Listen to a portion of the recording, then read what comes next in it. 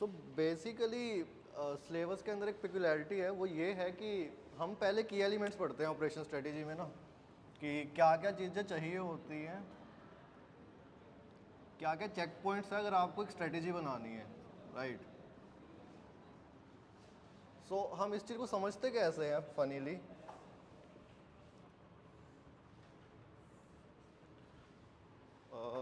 हम इस चीज़ को इस तरीके से समझते हैं कि हमारे पास जो एक फैक्ट्री है या कोई एक इंडस्ट्री लेआउट है, वो आपको एक लेआउट दिया हुआ है, राइट। आपको पता होना चाहिए आपको कौन सी चीज़ कहाँ पे रखनी है।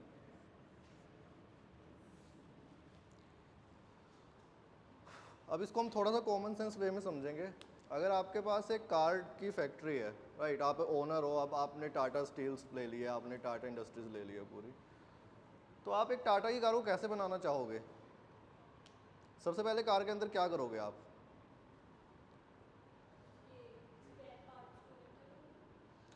ठीक है, आपने बहुत अच्छा आंसर दिया। अगर आपके पास होते स्पेशलाइजेशन सप्लाई चेन, तो आपको पूरे मार्क्स मिलते हैं। ठीक है, अब हम ऑपरेशंस में जब बात करते हैं तो हम प्रोसेस की ज़्यादा बात करते हैं और पार्ट्स की कम करते हैं। ठीक है, ये बेसिक चीज़ है समझने की ऑपरेशंस में। तो जब हम बोलते हैं ना आप क्या करोगे, तो सबसे पहले आप मेन बॉडी बनाते हो कार की, राइट। आप एक स्टील का ब्लॉक लेते हो जिसके अंदर से कार्व करते हो आप बॉडी, तो इसको हम बॉडी शॉप कहते हैं। उसके बाद जो है चेसिस बनती है, जो कि नीचे वाला हिस्सा होता है किसी भी ऑटोमोबाइल का। ठीक है, जिनको ऑटोमोबाइल्स में इंटरेस्ट है उन्हें पता है, और हम ये थोड़ा सा इसलिए कर रहे हैं मैकेनिकल साइड से क्योंकि इससे हमें आइडिया हो जाएगा कि होता क्या है। बॉडी शॉप के अंदर कार के ऊपर वाला हिस्सा बना। चेसिस वो चीज़ है जिसके अंदर जिसके ऊपर इंजन फिट होगा, व्हील्स लगेंगे, राइट। तीसरी चीज़ क्या होती है, इन दोनों को जो है क्या कर देते हैं, यहाँ पे और चीज़ें ऐड कर दो, टायर्स आ गए, वेल्डिंग प्रोसेस हो गया, ये हो गया, और एंड में क्या होता है, ये हमारे पास शुरू से है। जब से इंडस्ट्रियल रेवोल्यूशन हुआ, जब से स्टीम इंजन आया, हमने ये तरीका ढूंढा है कि हम बेसिक पार्ट को लेंगे, उसके अंदर कार्व करेंगे, हमें जो भी शेप कार्व करनी है, और उसके बाद हम चीज़ें ऐड करते जाएंगे और एंड में उसको फिनिश करेंगे, जिसको हम फिनिशिंग कहते हैं। आप पेंट करोगे, आप ग्राइंड करोगे, जो मर्जी करो आप उसके साथ। क्या हम इस प्रोसेस को चेंज कर सकते हैं? एज अ होल हम इस प्रोसेस को चेंज कर सकते हैं। हम सबसे पहले बॉडी शॉप में, बॉडी शॉप के बाद सीधा पेंट शॉप में भेज सकते हैं किसी चीज़ को? तो हमने ये सब पढ़ा था यूनिट 1 में, और हम रिवीजन में दोबारा पढ़ेंगे इस चीज़ को। हम कभी भी जो है डायरेक्ट नहीं करते हैं काम ऐसे, हमारे को एक ऑप्टिमम स्ट्रेटेजी देखनी पड़ती है। प्लानिंग और स्ट्रेटेजी में फ़र्क क्या है, अगर हम फर्स्ट यूनिट की बात दोबारा करें, क्योंकि यहाँ पे कुछ जो है फर्स्ट यूनिट नहीं किया है, मेरे को ऐसा लग रहा है, इसलिए मैं बार बार फर्स्ट यूनिट पे आ रहा हूँ। प्लानिंग और स्ट्रेटेजी में फ़र्क क्या होता है?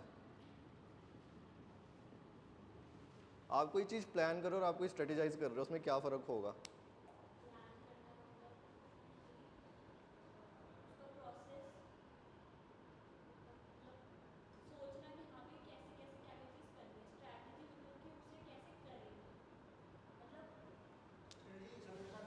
फिर एक और वर्ड आ जाता है यहाँ पे, और मैं आपको कंफ्यूज नहीं करना चाहता तन्नू, पर एक वर्ड आ जाता है इम्प्लीमेंटेशन। फिर वो क्या होगा?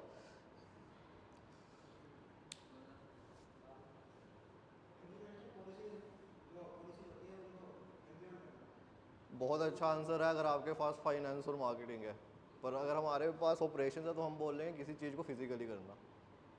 जब आप कोई भी चीज़ इंप्लीमेंट करते हो तो क्या होता है, आप अपना प्लान इंप्लीमेंट करते हो। क्योंकि इस सब्जेक्ट के अंदर हमारे पास पॉलिसीज़ और गाइडलाइंस नहीं है, हमारे पास एलिमेंट्स होते हैं और चेक पॉइंट्स होते हैं। बेसिकली आपको अगर मैं बोलूँ, आपके पास चेक पॉइंट होंगे 6, कि आपका डिज़ाइन जो है आपस में टकराना नहीं चाहिए, रोबस्ट होना चाहिए, ठीक है, आपका टाइमिंग मैटर करना चाहिए, आपकी एफिशिएंसी आनी चाहिए प्रोसेस में। हमारा जो मेन चीज़ है ना ऑपरेशन स्ट्रेटेजी में, वो एफिशिएंसी है। कोई भी आप स्ट्रेटेजी बनाओगे ना, अभी मैंने ये बनाई है, इसका मेन पार्ट क्या है? एफिशिएंसी है इसका मेन पार्ट। अगर हमारे को ये लगे ना कि बॉडी शॉप के बाद सीधा पेंट शॉप में भेज के क्वालिटी में फ़र्क नहीं पड़ रहा और एफिशिएंट है, तो हम ये करेंगे, क्योंकि हमें पता है कि ऐसा नहीं होगा, वो एफिशिएंट नहीं है, तो हम नहीं करते हैं। हमने लास्ट लेक्चर में एक चीज़ की थी, हम ना थोड़ा सा इधर उधर घूम रहे हैं जान के, ताकि हम स्टेबल होके प्रोसेस पे आ जाएं एक बार। हमने लास्ट लेक्चर में एक चीज़ की थी, एक जापानीज टर्म जिसका नाम था काइजन,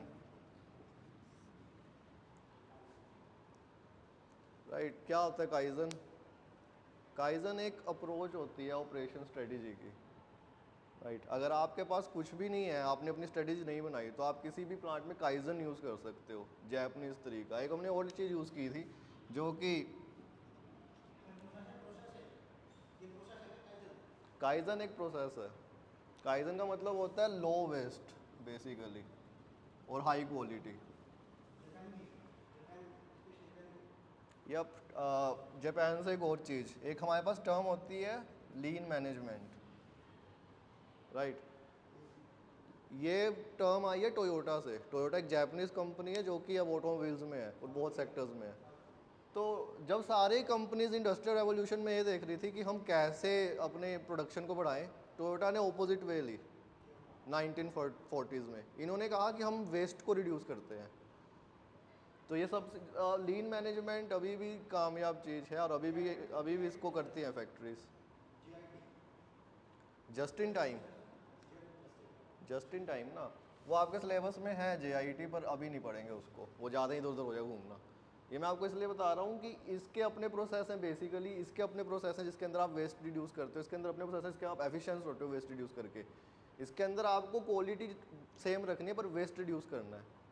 ये लगभग सेम हो जाती हैं चीज़ें, 10 है basically, these are 10 in number, ये अप्रोचेज हैं, ठीक है। और अब इनको करेंगे रिवीजन में दोबारा क्योंकि ज़रूरी होती है करना, पर ये अप्रोचेज होती हैं। इन सब अप्रोचेज के अंदर कुछ चीज़ कॉमन होती है।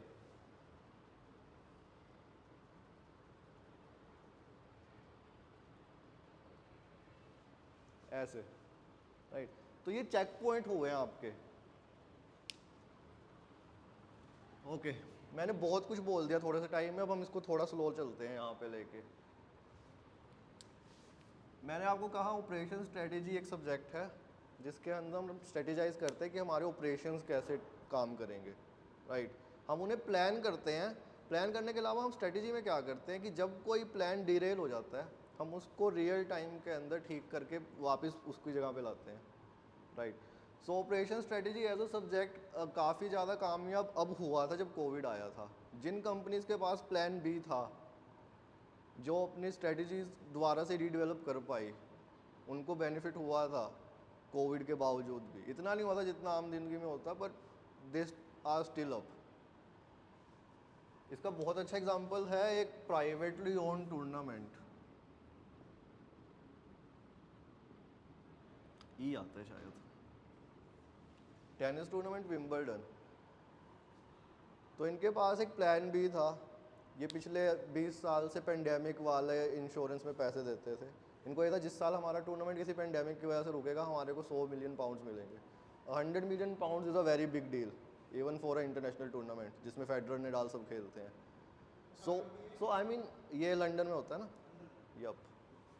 सो हम, ये बहुत सिंपल एग्जांपल है, पर आप देख रहे हो ना कैसे इन्होंने स्ट्रेटेजाइज किया था एक फेल प्रूफ प्लान के लिए। अगर इनका टूर्नामेंट होता इनको 50 मिलियन पाउंड्स का फ़ायदा होता, इनका टूर्नामेंट नहीं हुआ, इनको 100 मिलियन पाउंड्स का फ़ायदा हुआ है।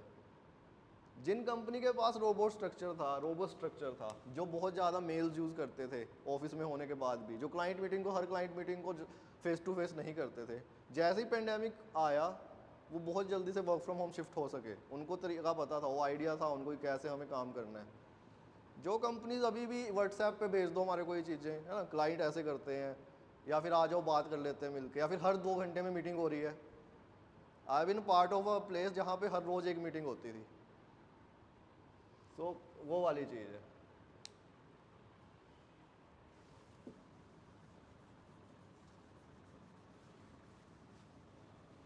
इसमें अगर आपको कोई भी डाउट है ना, अब तक जो मैंने बात बोली है इन जनरल, वो पूछ लो, फिर हम प्रोसेस पे चलेंगे जिसके इस प्रोसेस में शायद 10 स्टेप्स होंगे मोटे मोटे, राइट। और ये प्रोसेस जो है ये 6th यूनिट में आता है बेसिकली। इससे पहले हम की एलिमेंट्स पढ़ते हैं ऑपरेशन स्ट्रेटेजी के, इसे हम लेआउट प्लानिंग कहते हैं।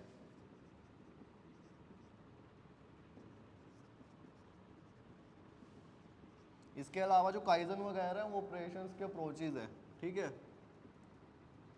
ये मैं आपको इसलिए बता रहा हूँ क्योंकि अभी हम 25th को रिवीजन करेंगे तो सब कुछ नया नहीं लगेगा, और रिवीजन में फिर मैं ज़्यादा टाइम इस चीज़ को दे पाऊँगा कि आपको क्वेश्चन पेपर में करना क्या है और क्वेश्चंस कैसे आएंगे, जो कि ज़्यादा मेन है मुझे लगता है एग्ज़ाम पॉइंट ऑफ व्यू से।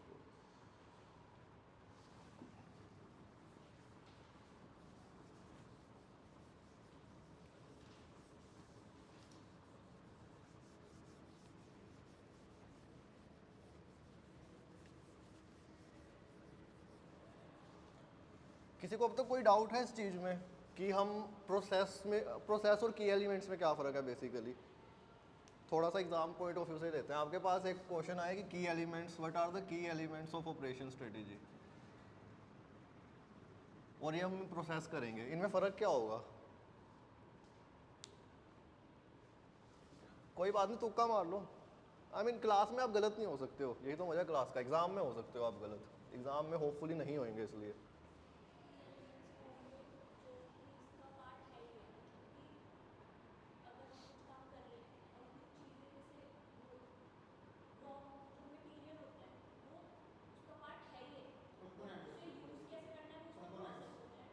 ठीक है, तो बेसिकली मैं बहुत अच्छा कुक नहीं हूँ, पर हम एक कुकिंग एग्जांपल लेंगे। कुकिंग क्या, हम चाय बनाने का एग्जांपल लेते हैं, क्योंकि मैं बहुत अच्छा कुक नहीं हूँ, बात ही खत्म। हमारे को ये पता है कि चाय के अंदर क्या क्या डालना है। वो क्या हुए चाय के की एलिमेंट्स हुए। अब चाय बेसिकली बनती कैसी, वो क्या हुआ, ठीक है, ये चीज़ है। तो की एलिमेंट्स ना चेक पॉइंट्स होते हैं, जो कि अगर आपके प्लान के अंदर, आपकी स्ट्रेटेजी के अंदर है, बहुत अच्छी बात है। इसका मतलब आपकी स्ट्रेटेजी के फेल होने के चांसेस कम है। The chances are never equal to zero. आपकी स्ट्रेटजी हमेशा फेल हो सकती है, आप जितने मर्जी अच्छे मैनेजर हो, राइट। क्यों हो सकती है? एक चीज़ हमने फर्स्ट यूनिट में ही की थी, आपकी स्ट्रेटजीज फेल क्यों होती हैं?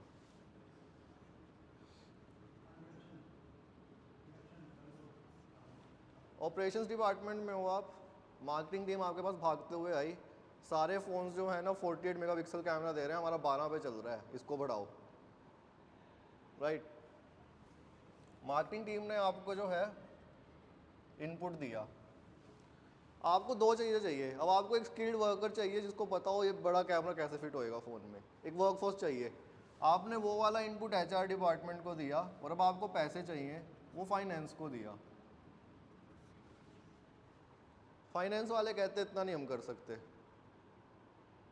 You have to make do with 24 only, हम इतने पैसे देंगे ही नहीं, हमारे पास इतना बजट नहीं आपको देने के लिए, राइट। आपने यहाँ पे बजट जितना ही मिला आपने वो यूज़ किया। एचआर टीम ने जो है आपको बंदा भी दे दिया, दोनों जगह से आपका इनपुट आ चुका है।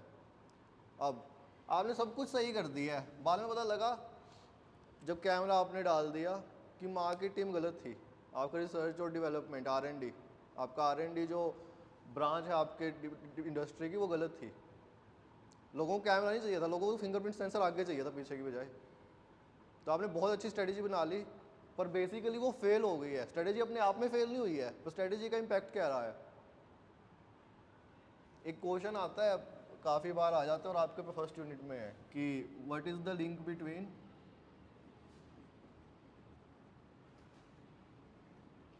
Marketing and operations.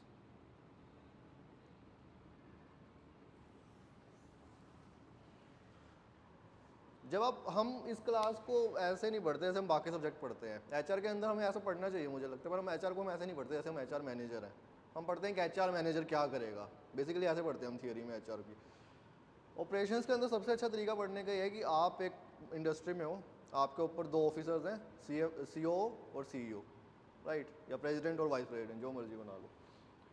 आप ऑपरेशंस डिपार्टमेंट में ऑपरेशंस मैनेजर हो, सो बेसिकली ये पूरा डिपार्टमेंट आपके नीचे है। ये सारे डिपार्टमेंट्स के जो हेड हैं आपसे बात करेंगे कुछ भी इम्प्लीमेंट करने से पहले। आपका गोल क्या होता है as an operations manager?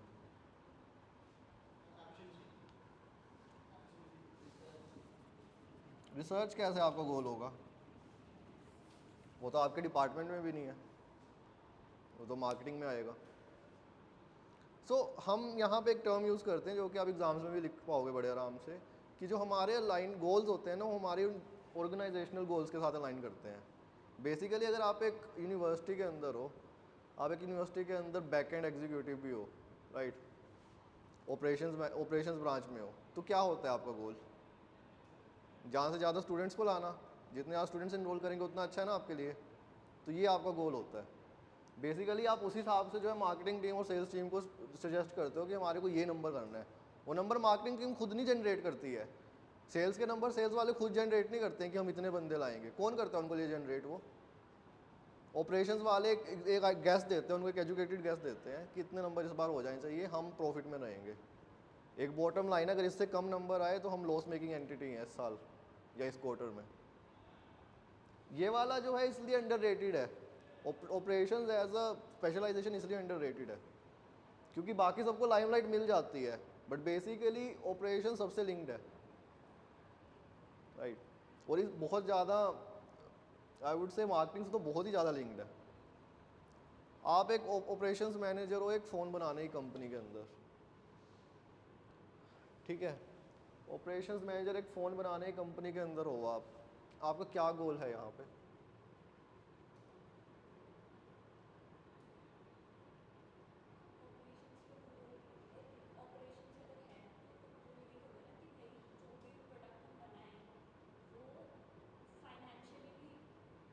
Viable होना चाहिए।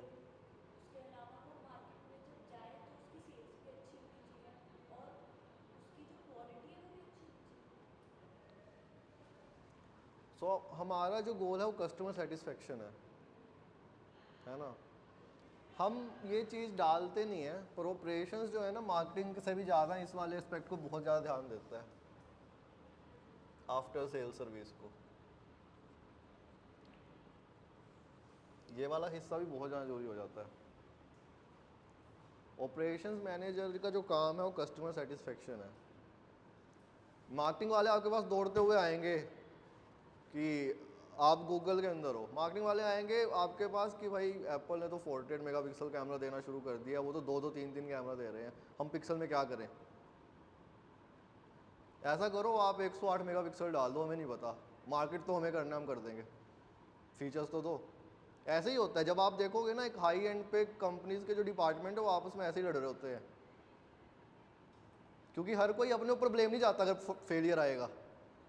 मार्केटिंग वाले तो बोलेंगे कि हमने तो कहा था। फिर ऑपरेशंस वाले क्या करते हैं, काफ़ी अच्छा एग्जांपल ले लिया हमने गलती से ना एप्पल और गूगल का यहाँ पे। जब एप्पल 3 कैमरे देने लग गया था, पिक्सल ने क्या किया था,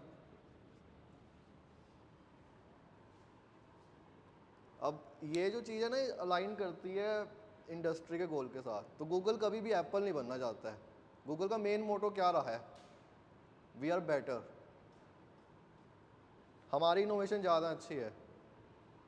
हमारे वी आर के अंदर काफ़ी ज़्यादा हुई है ना इनके बीच में, कुछ टाइम पहले वी आर टेक्नोलॉजी को लेके दोनों कंपनीज ने काफ़ी ज़्यादा पैसे लगाए हैं, और अब एआई में दोनों लगा रही हैं। एप्पल इतना नहीं लगा रहा जितना माइक्रोसॉफ्ट लगा रहा है, बट बेसिकली पिक्सल के अंदर इन्होंने एक कैमरा दिया था, और वो भी सिर्फ,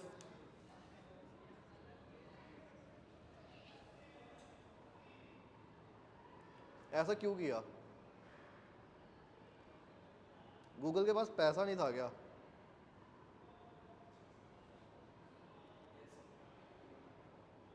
गैस कर लो आप, ऐसा क्यों किया? जब एप्पल 3 कैमरे दे रहा था, गूगल ने एक 12 मेगापिक्सल का कैमरा क्यों डाल दिया अपने फ़ोन में? हाई एंड फ़ोन है, फ्लैगशिप, इंडिया में भी उतने का ही बिकता है जितने का, I mean note Apple level flagship, क्योंकि एप्पल का जो टॉप मॉडल ज़्यादा महंगा है, इसका टॉप मॉडल शायद 90,000 है।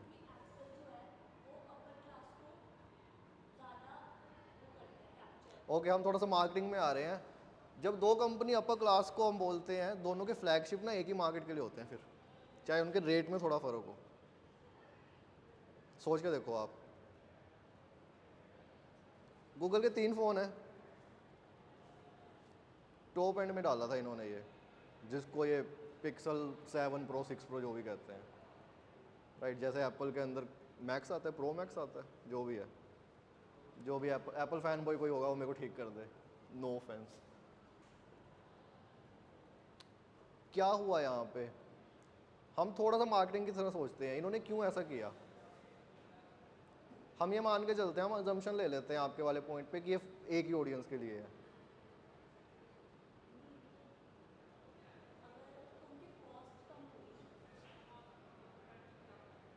पर इतनी भी कम नहीं हुई यार, आई मीन 10,000 के फ़ोन में भी 20 मेगापिक्सल का कैमरा आता है।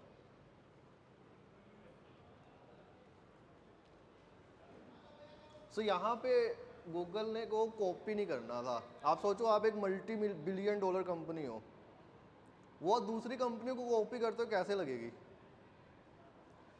पहली बार एप्पल ने 3 कैमरे डाले, सर चाइनीज़ फ़ोन में 3 कैमरे आ गए, सैमसंग ने भी 3 कैमरे दे दिए फेमसली, सैमसंग को कोई दिक्कत नहीं है 3 कैमरे देने में। गूगल कहता है अगर हमने कर दिया है तो फ़र्क क्या रह गया हम में और इनमें। तो गूगल ने क्या किया, सॉफ्टवेयर इंटीग्रेशन की, कि हम सॉफ्टवेयर ऐसा करेंगे कि 12 मेगापिक्सल कैमरा एनहेंस होकर पिक्चर क्वालिटी ऐसी ही देगा जैसे 108 के देते हैं। तो पैसा नहीं किस लिए कम नहीं हुआ पैसा, क्योंकि जो हार्डवेयर में लगना था वो सॉफ्टवेयर में लगा दिया, वो वहाँ पे R&D में गया, वो सॉफ्टवेयर के वहाँ पे लाइसेंसिंग लेनी पड़ी कुछ कंपनीज से, राइट। जैसे एप्पल अपना कैमरा खुद बनाता है, सैमसंग क्या करता है, सैमसंग अपना कैमरा नहीं डालता, लेंसेज कई बार सोनी का यूज़ करता है। तो गूगल ने रिसोर्स कंपनी के साथ टाई अप्स किए और तब जाके इन्होंने ये प्रोडक्ट अलग बनाया, राइट। तो किसका डिसीजन था बेसिकली, गूगल के अंदर किस डिपार्टमेंट का था, फाइनेंस का था, HR का था, मार्केटिंग का था, या ऑपरेशंस का था? ऑपरेशंस का था। मार्केटिंग वाले तो आए थे भाग के, फाइनेंस वाले पैसे भी दे देते, बहुत बड़ी कंपनी है। HR वाले तो भाई कोई भी किसी को भी ला के खड़ा कर देंगे, if Google wants to hire someone वो वहाँ पे कर देते हैं। फेमसली अभी अभी किया ना गूगल ने ये। So I think open AI था कंपनी, तो उन्होंने कहा we will pay you 4 times but Google is paying. जैसे ही गूगल को पता लगा कि उनकी AI टीम में से जा रहा है, अब AI जो है हॉट टॉपिक है ना, अगर आप AI पे रिसर्च करते हो या AI आप कहीं पे भी AI लगा देते हो, लोग देखते हैं अच्छा AI। कुछ कंपनियों ने बोगस तरीके से AI लिखना शुरू कर दिया अपने नाम के साथ। सो गूगल ने क्या किया था, अगर किसी के पास HR एज अ सब्जेक्ट है, फनी चीज़ है, गूगल ने क्या किया, गूगल ने कहा will pay you 15 times। I mean मैं इसको जब मैंने पहली बार ये पढ़ा था आई वॉज शॉक्ड कि पहले ही कितनी सैलरी होगी और उसको भी 10 या 15 टाइम्स कर रहे हैं वो, और वो इंजीनियर्स अपने पास ही रखे। बेसिकली AI ऐसा चीज़ है इसका कोई कोर्स नहीं है, राइट। अगर हम वैसे बात करें ऐसा क्यों हुआ, नहीं नहीं एज आप AI को समझ नहीं सकते। बेसिकली AI क्या है, इंटेलिजेंस जब आर्टिफिशियल हो चाहे कोई भी हो, आपको ना टाइम लगता है बेसिक समझने में। आप आप एक 4 साल के बच्चे को अलजेब्रा सिखा जरूर दोगे, पर जब वो 10 को आएगा तब करेगा अलजेब्रा। सेम चीज़ AI के साथ है। आप AI के ऊपर काम करना आप शुरू जरूर कर दोगे, मशीन लर्निंग से शुरू करोगे, है ना, आप कोडिंग से शुरू करोगे सिंपल, फिर मशीन लर्निंग पे आओगे, फिर AI पे आओगे कि एल्गोरिदम्स कैसे बनानी है। पर जब तक आप ये सब करोगे तब तक आप बहुत एक्सपीरियंस हो चुके होगे। सो इसलिए इसलिए डायरेक्ट कोर्स नहीं है कि आज आपको AI के अंदर काम करना है तो आपको कोर्स मिल जाएगा, ये इशू है AI का।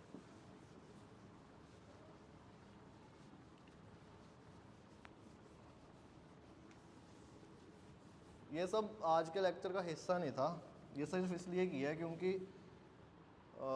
मुझे नहीं लगता आप में से, आप दोनों तो खैर फाइन, मुझे नहीं लगता आप में से ज़्यादा लोगों ने पहले के लेक्चर अटेंड किए हैं। आप दोनों ने किए हैं सारे लेक्चर पहले के अटेंड, तो वही ऐसा फिर फ़ायदा ना होता, मैं आपको कुछ भी समझाता जाऊँ कोई फ़ायदा नहीं होगा उसका, इसलिए थोड़ा सा पीछे से शुरू किया है। ठीक है ना, कोई इशू तो नहीं है।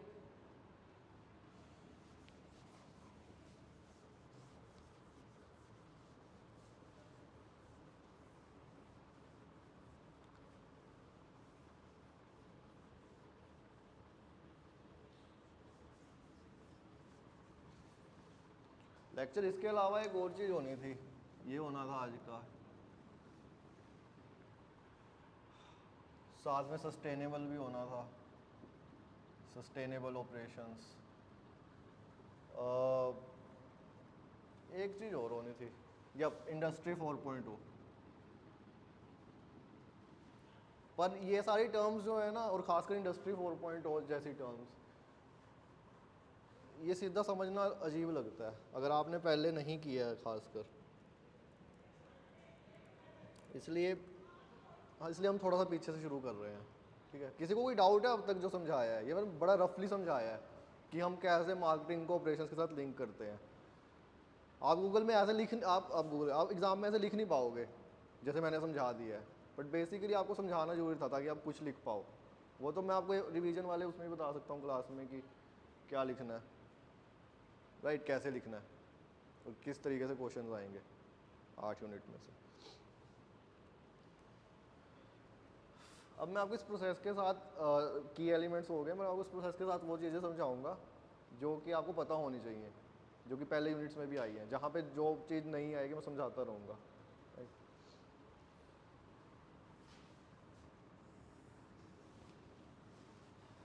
हमें पता लग गया स्ट्रेटेजी क्या होती है और प्लानिंग से फ़र्क क्या है। सबसे पहला जो चीज़ आपको याद रखनी है, कोई भी चीज़ जब आप मेनली कोई भी अप्रोच आप लेते हो ना ऑपरेशन स्ट्रेटेजी के लिए, जैसे मैंने काइजन बोला था, हर चीज़ के अंदर एक पहला स्टेप बहुत कॉमन होता है, और ये होता है कि आपको डिफाइन करना होता है आप क्या चीज़ करने वाले हो। अगर मैं बोलूँ आपको लीन मैनेजमेंट करना है तो आप डिफाइन करोगे कहाँ पे वेस्ट रिड्यूस करना है। अगर मैं बोलूँ आपको सिक्स सिग्मा, हमारे पास एक और चीज़ आएगी सिक्स सिग्मा, हम रिवीजन में करेंगे, वो लीन मैनेजमेंट की तरह ही है सिक्स सिग्मा, मोटरोला ने डेवलप किया था उसे, और वो ये होता है कि हम डिफेक्टिव पार्ट्स कम करते हैं, हमारे डिफेक्टिव पार्ट्स इतने होने चाहिए।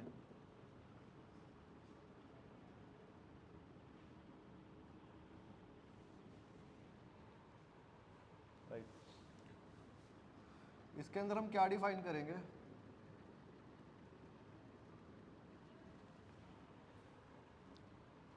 ऑर्गेनाइजेशनल क्या होगा,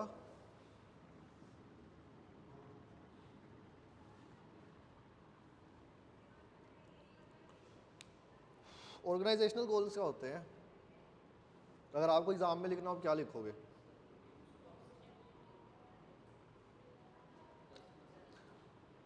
ठीक है, आपको पता है ना कि अगर आपने किसी भी ऑर्गेनाइजेशन के गोल्स लिखे हैं ना, वो इतने क्लियर नहीं लिखते, वो फैंसी लिखने के लिए एक दो लाइनें लिखते हैं। आपने किसी यूनिवर्सिटी का मिशन ऑब्जेक्टिव स्टेटमेंट देखे हैं ना, जब हम गोल्स कहते हैं तो बेसिकली हम ऑब्जेक्टिव्स की बात कर रहे हैं।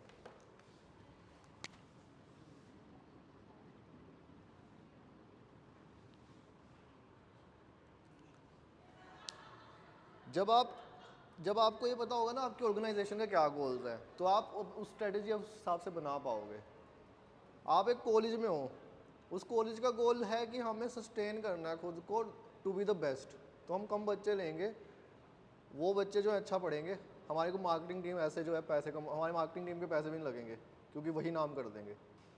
बेसिकली सुपर 30 जैसा कुछ मान लो, अगर वो एक ऑर्गेनाइजेशन होती एक बंदे के अलावा, है ना, मूवी तो सब नहीं देखी है ऐसी, या फिर कुछ भी ऐसा। दूसरी ऑर्गेनाइजेशन है, सेम कॉलेज या यूनिवर्सिटी है, कोई भी इंस्टीट्यूट है, उसका इशू जो है वो ये है कि आपको जो है बहुत बच्चे चाहिए, आपको एजुकेशन क्वालिटी से कुछ नहीं लेना, आपको स्टूडेंट्स से स्टूडेंट्स चाहिए। राइट, आपकी स्टडीज दोनों केस में सेम होगी या अलग होगी।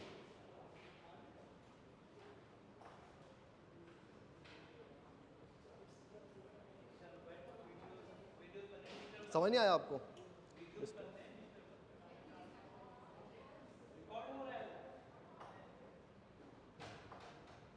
आप ऑपरेशंस के हो, रिवीजन बैच में ज़्यादा आएंगे सारे मेरे को लगता है। आपने कोई लेक्चर लगाया पहले? ओके, मैं एक बार रिवाइंड करता हूँ, ठीक है, आप भी सुन लो। हम अभी प्रोसेस कर रहे हैं, बेसिकली आपको लगेगा कि फर्स्ट यूनिट की चीज़ है, जो कि होती है फर्स्ट यूनिट की, पर हम प्रोसेस ऐसे शुरू नहीं करते हैं। हम क्या करते हैं, स्ट्रेटेजी इसके अंदर खासकर हम सबसे पहले पढ़ते हैं कि स्ट्रेटेजी होता क्या है।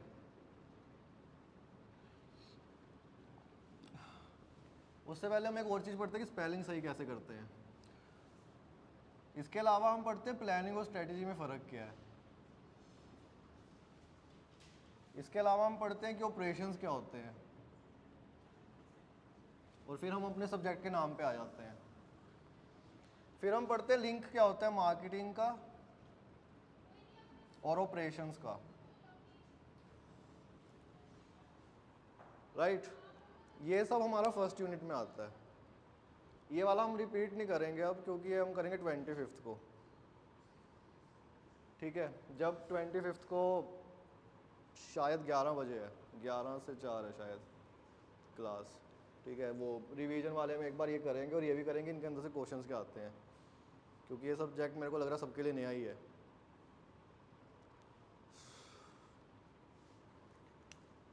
इसके अलावा हम करते हैं की एलिमेंट्स क्या होते हैं। अब यहाँ पे आप एक बार समझ लो की एलिमेंट्स क्या होते हैं, ताकि ये वाला टॉपिक आपको समझ आ जाए जो हम करने लगे हैं। सो जब हम की एलिमेंट्स की बात करते हैं, व्हेन वी टॉक अबाउट की एलिमेंट्स इन एनी फील्ड, तो की एलिमेंट्स बेसिक चेक पॉइंट्स होते हैं। ठीक है, जो चेक पॉइंट्स क्या करते हैं, हमें बताते हैं कि हम सही जगह पे जा रहे हैं या नहीं जा रहे। आप उनको माइलस्टोन की तरह लेके चल सकते हो इन अ जर्नी।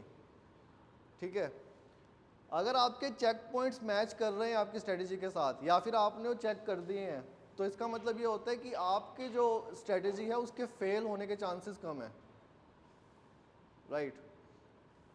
अगर वो नहीं मैच कर रहे हैं तो चांसेस बढ़ सकते हैं फेल होने के, ठीक है। ये चीज़ है हमारे पास।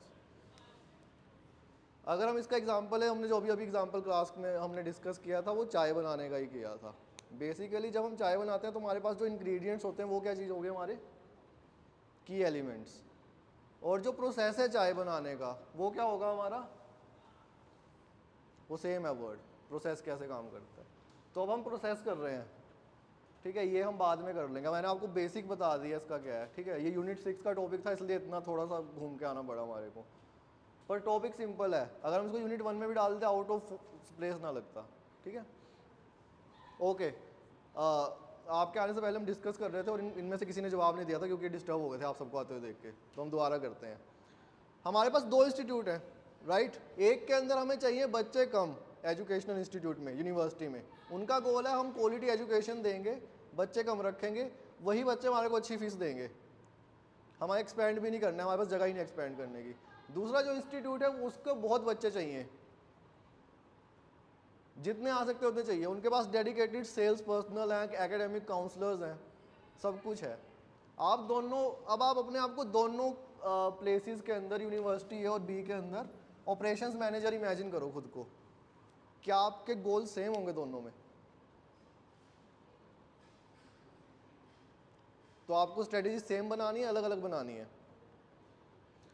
तो ऑपरेशनल स्ट्रेटेजी के अंदर जो आपके ऑर्गेनाइजेशनल गोल्स हैं, ये बहुत कॉमन सेंसिकल लग रहा है, हम ये पढ़ भी क्यों रहे हैं, पर जब आपके पास जो है ना बजट आता है 10 लाख का, for example basic minimum budget इतना आता है अगर आपके पास, तो आप भूल जाते हो कई बार बेसिक चीज़ें करना, इसलिए पढ़ना पड़ता है।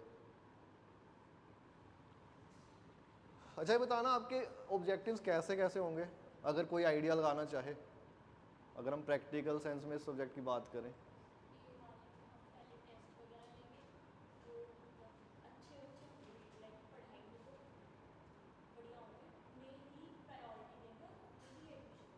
और बी वाले में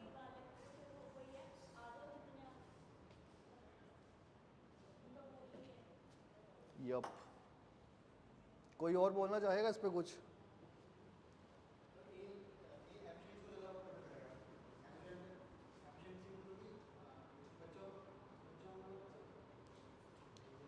देखो एफिशिएंसी दोनों प्रेफर करेंगे, इसीलिए इसीलिए पूछा था मैंने, एफिशिएंसी दोनों प्रेफर करेंगे। बी के पास अगर 50 कॉलर्स भी हैं, 50 सेल्स एग्जीक्यूटिव्स भी हैं, तो सबको एक नंबर देंगे जो उनको मिनिमम करना होगा, टारगेट्स होते हैं जो। एफिशिएंसी ये भी मांगेंगे अपने वर्कर से, एफिशिएंसी कैसे मांगेंगे, पर वो फ़र्क आ रहा है।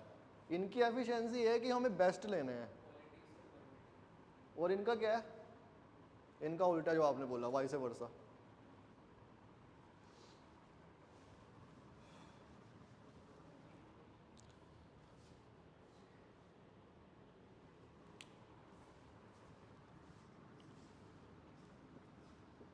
जिसने भी BBA BCom की है, यहाँ तक कि MBA में भी आता है ये सब कुछ ना।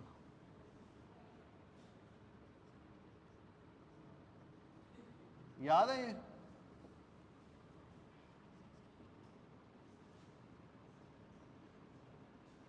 ये चीज़ें याद है दोनों?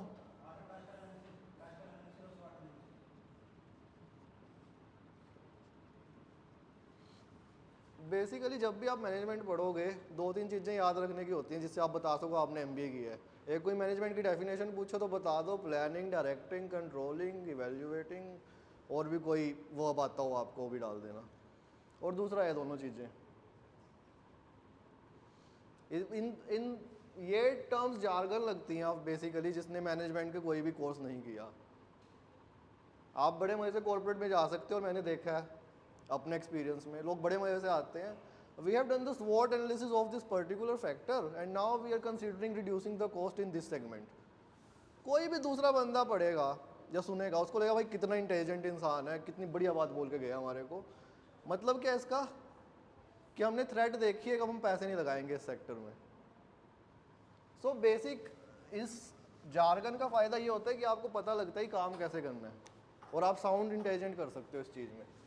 सेम चीज़ हम यहाँ पे कर रहे हैं। आपने गोल्स डिफाइन कर दिया, अब आप दूसरा स्टेप क्या करोगे? कंपटीशन देखते हो ना आप, कंपटीशन सब देखते हैं ना हम। आपको एक जॉब लेनी है और आपकी जॉब के अंदर बहुत सारा कंपटीशन है, तो आप देखोगे ना बाकी सबकी लगभग क्या है, एवरेज क्या कैपेबिलिटीज़ है, क्या क्वालिफिकेशंस है, आप क्या ज़्यादा अच्छा कर सकते हो, राइट? तो एनवायरमेंटल एनालिसिस इस तरीके से ही करते हैं। आप कोई भी तरीका यूज़ कर सकते हो, आप पेस्टल यूज़ कर सकते हो, आप स्वॉट यूज़ कर सकते हो, और बहुत बहुत ज़्यादा तरीके आते हैं कॉम्पिटिटर्स एनालिसिस करने के भी।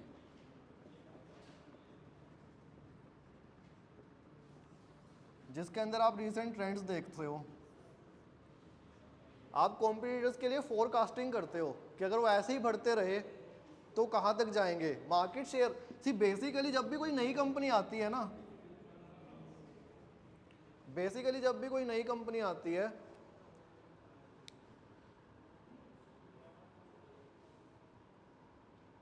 ऑपरेशंस के हो आप भी, ऑपरेशंस के हो, और आप फिर आप उसको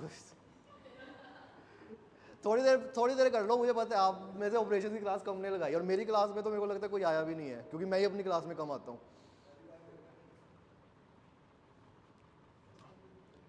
सो बेसिकली एनवायरमेंटल एनालिसिस जो है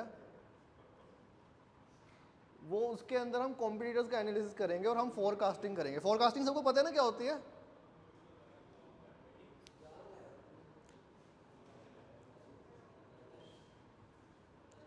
मेरे टीचर ने मेरे को फोरकास्टिंग का बहुत अच्छा एग्जांपल दिया था जब मैं एमबीए में था, मैं वही आपको देने की कोशिश करता हूँ, और एक एग्जांपल देते हैं सारे टीचर। बेसिकली हमारे पास, इधर देख लो सारे, बेसिकली हमारे पास जो है, पता क्या, यहाँ अच्छा नहीं लगता है, रिकॉर्ड हो रहा है, ऐसा लग रहा है मैं नर्सरी को पढ़ा रहा हूँ, फिर वो अच्छा नहीं लगेगा। That will look bad on my part आपसे ज़्यादा, क्योंकि मैं कैमरे के आगे आ रहा हूँ। हमारे पास जो है दो तरीके होते हैं। मैं बाहर गया, मैंने आसमान देखा, बादल थे, मैंने कहा बारिश होगी शाम को। बहुत इंटेलिजेंट हूँ मैंने ऐसे ही बता दिया। आपने बादल देखे, आप घर गए, आपने लैपटॉप खोला, आपने मेट्रोलॉजिकल डिपार्टमेंट की वेबसाइट खोल ली, 2 सैटेलाइट्स देखे आपने, इंडो लॉन्च और अमेरिकन लॉन्च।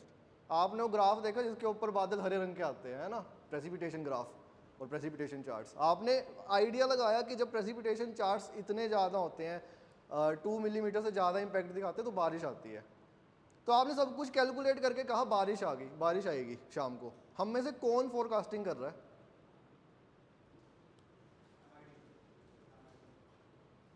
कौन कर रहा है? तो फोरकास्टिंग मैंने की है या आपने की है? आपने वो सब करने के बाद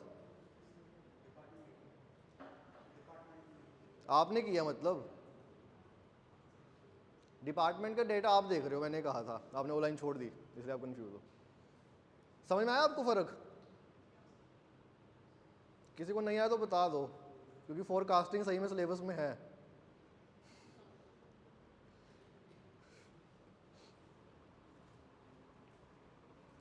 फोरकास्टिंग सिलेबस में है, पर की परफॉर्मेंस इंडिकेटर्स में है, बेसिकली यूनिट 3 का पार्ट है, और अब नहीं करेंगे।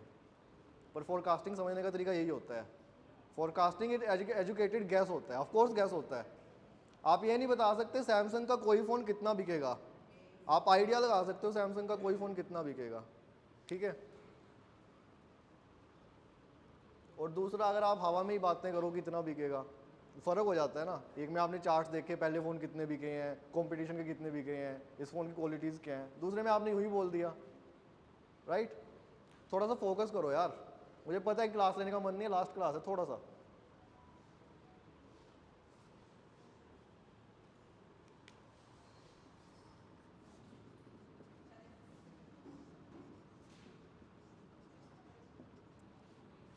इंटरनल एनालिसिस क्या होता है? अगर आप एक कंपनी का इंटरनल एनालिसिस करोगे तो आप क्या करते हो उसके अंदर?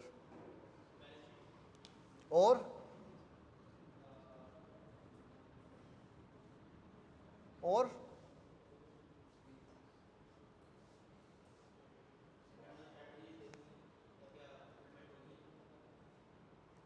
या फिर अगर आपको ये देखना है कि क्या इम्प्लीमेंट होगी तो आप उसको कैसे फाइनलाइज करोगे? आप तो फ्यूचर देख रहे हो फिर। यप ये प्रीवियस लिख देना वहाँ पे। आपको ये मान के चलना पड़ेगा कि एग्जामिनर को जो है आंसर चेक करते हो, एग्जामिनर को भी नहीं आता कुछ भी, तो बेसिकली उसको समझाना है आपको। ऑपरेशन एज अ सब्जेक्ट नया आया है ना, ऑपरेशन स्ट्रेटेजी मेरे को लगता है थी नहीं यूनिवर्सिटी में पहले।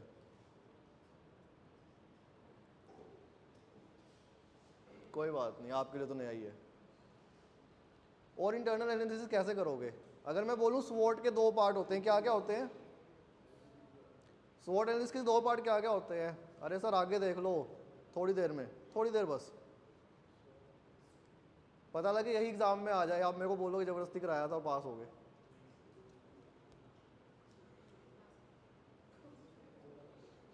स्वॉट की फुल फॉर्म पता है किसी को? प्लीज बीबीए जिसने किया हो बता दो यार। इसके अंदर इंटरनल कौन कौन से होते हैं? स्वॉट के अंदर इंटरनल पार्ट कौन से हैं? और एक्सटर्नल कौन से हुए फिर? तो जब हम बोल रहे हैं कि हम इंटरनल एनालिसिस करेंगे तो हम किस किस चीज़ का एनालिसिस करेंगे? एक कंपनी के अंदर क्या वीकनेसेस हो सकती हैं? कोई भी एग्जांपल ले लो, आप एक कार बनाते हो, आप कार में क्या वीकनेस हो सकती है दूसरी कार के मुकाबले? नहीं, फिर आप नहीं बनाते हो ढंग से। कोई अच्छी कार बनाता है, उसकी कार में क्या वीकनेस हो सकती है दूसरी कार के मुकाबले? फीचर्स कम हो सकते हैं, या टॉर्क कम हो सकता है, हॉर्स पावर की बात कर रहा हूँ, मेरे को लगता है वो भी कम हो सकती है, या लीजर और लग्जरी कम हो सकती है। बेसिकली अगर आप टाटा के ऑपरेशंस मैनेजर हो, आप अपनी कार में मर्सिडीज लेवल एस क्लास की लीजरनेस नहीं दे सकते हो ना, लीजरनेस इज अ वर्ड। तो वो चीज़ें आपकी वीकनेस है, जो आप नहीं कर सकते हो वो आपको नोट करनी पड़ेगी ऑपरेशन स्ट्रेटेजी बनाने से पहले। अच्छा, आप नोट क्यों करोगे? बेसिकली आप कुछ काम कर रहे हो, आप ये सब कुछ नोट क्यों करोगे? नोट क्यों करोगे आप ऑपरेशन स्ट्रेटेजी बना रहे हो, आप एक प्लान बना रहे हो कि आपकी कंपनी में कैसा काम होगा, आप ये सब कुछ नोट क्यों करोगे? एनवायरमेंटल एनालिसिस क्यों कर रहे हो? आप कंपटीशन का एनालिसिस क्यों कर रहे हो? इंटरनल एनालिसिस क्यों कर रहे हो? Basically why is the question here.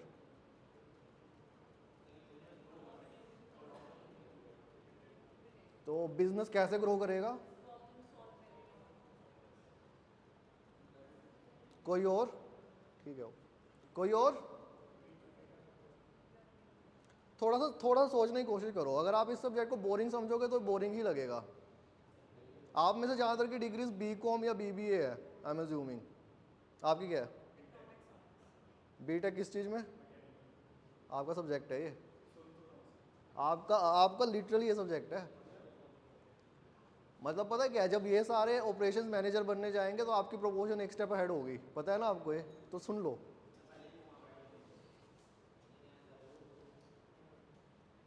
BTech mechanical is more related to operations as a process. हम ये मान के चलते हैं इंजीनियर्स अच्छे मैनेजर्स नहीं होते, दैट्स वाई।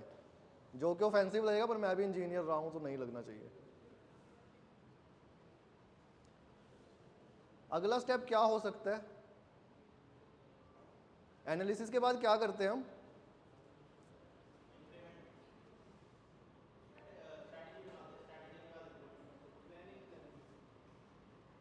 इम्प्लीमेंट से पहले स्ट्रैटेजी बनाते हैं, प्लानिंग करते हैं। अगला स्टेप यही है, formulation of a strategy, right.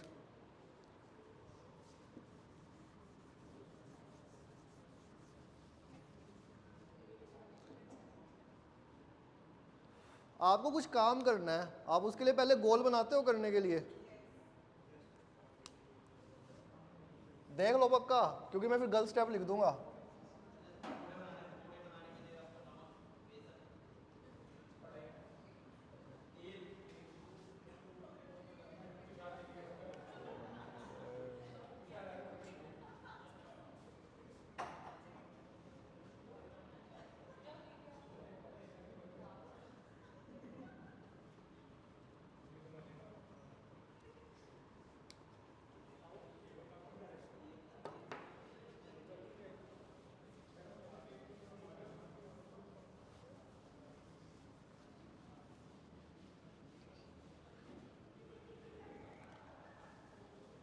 तो जब हम पकोड़े बनाते हैं, वही एग्जाम्पल जो पीछे चल रहा था, तो कैसे बनाते हैं? आप पहले डिसाइड करते हो ना कितने बनाने हैं, कितने बंदे हैं, तो आप एक रफ नंबर लेके चलते हो ना।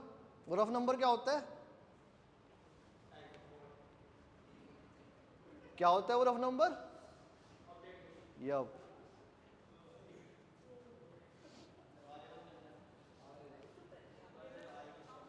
इसके बाद क्या करेंगे? जब आपने ऑब्जेक्टिव बना लिया फिर क्या करोगे आप?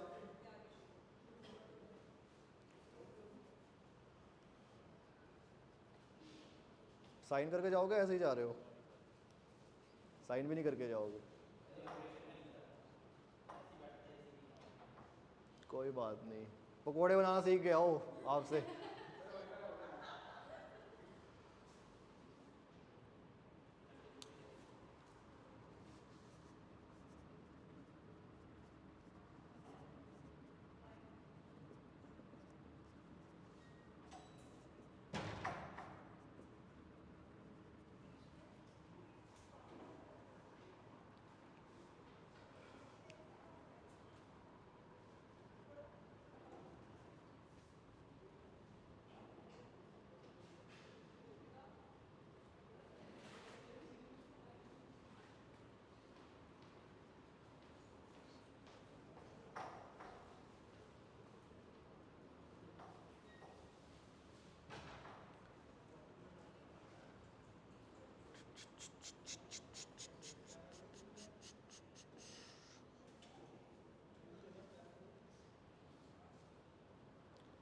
आपने गोल्स डिफाइन किए थे ऑर्गेनाइजेशन के, आपने बाहर से पूरा कंपटीशन को चेक किया, फिर आपने अपनी कैपेबिलिटीज़ चेक की, उसके बाद आपने गोल बनाया कि आपको इतने स्टूडेंट्स लाने हैं ऑर्गेनाइजेशन में, आपको इतनी कार्स बनानी है एक दिन में।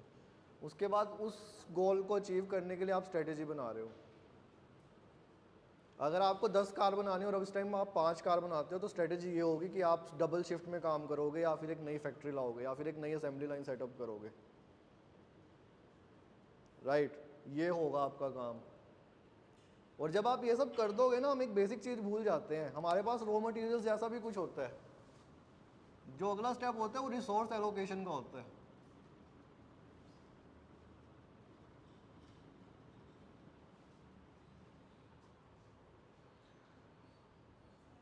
एचआर मैनेजर्स बाद में आते हैं, पहले आप खुद ही रिसोर्स एलोकेट करते हो।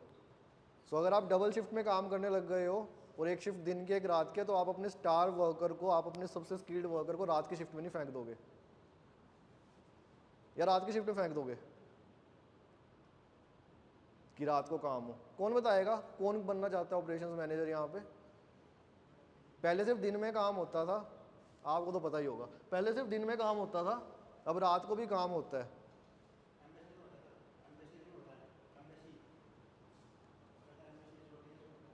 वो ठीक है, पर आपका जो सबसे स्किल्ड वर्कर है वो दिन में आता था पहले 9:30 से 6:30। अब रात की शिफ्ट में करोगे उसे, या दिन में ही रखोगे? क्या करना चाहिए आपको? आप एक कार बनाने की फैक्ट्री में हो, वो सबसे अच्छा सुपरवाइजर था, स्किल्ड वर्कर था, उसकी प्रेजेंस में कभी असेंबली लाइन रुकी नहीं है, क्या करोगे? दिन में ही रखोगे, रात को कुछ भी हो जाए? आई मीन ये रियल लाइफ प्रॉब्लम है आपके लिए। रात में बुलाओगे, फिर दिन में क्या करेंगे? सो बेसिकली आप मेरे को फिर सॉल्यूशन दो। इन्होंने कहा दिन में और ट्रेन करेंगे अपने सामने, और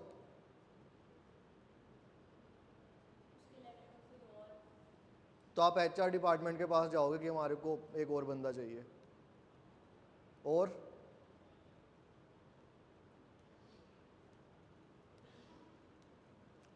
आप ऑपरेशन मैनेजर हो, ट्राई करो क्लास के अंदर आप इतना स्टेक्स पे नहीं है चीज़ें, और जब आप यहाँ से निकल के जाओगे इंडस्ट्री में, वहाँ पे स्टेक्स पे होंगी चीज़ें। बेसिकली आपके पहले दूसरे दिन ही आपको ऐसा डिसीजन लेना पड़ेगा। शुरुआत ऑफ कोर्स आप सीनियर एग्जीक्यूटिव लेवल से करोगे, बट वहाँ पे भी लेने पड़ते हैं। क्या करना चाहिए? 2 सॉल्यूशन आए हैं हमारे पास, और भी होंगे यार, हम बहुत सोचने वाले हैं, हम सॉल्यूशन और बना सकते हैं।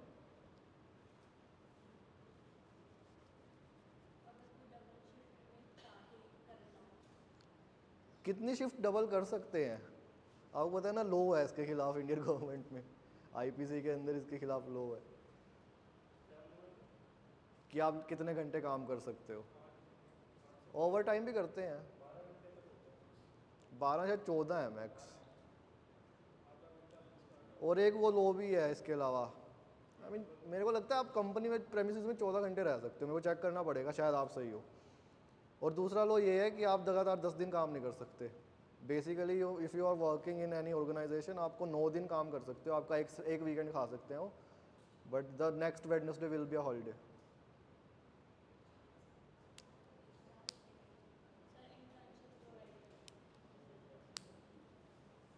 सो बेसिकली इसके अंदर आप क्या क्या कर सकते हो, आप इसके अंदर ऑल्टरनेट कर सकते हो उसे। एचआर डिपार्टमेंट को बोल के उसको आप इंसेंटिव दे सकते हो कि एक हफ्ता वो दिन में आएगा। इसका सोल्यूशन ये होता है, इसका सोल्यूशन ये होता है कि आप ऑल्टरनेट कर सकते हो। एक हफ्ता वो दिन में आएगा, एक हफ्ता वो रात को आएगा, जब तक दोनों साइकिल बराबर एफिशिएंसी नहीं देने लग जाती। अब आप करते कैसे हो, आप इंसेंटिव देते हो कि भाई सैलरी को हम आपकी 5% 10% जितना भी हम बढ़ा देंगे, आप इतना चला लो। आप प्रमोशन देते हो।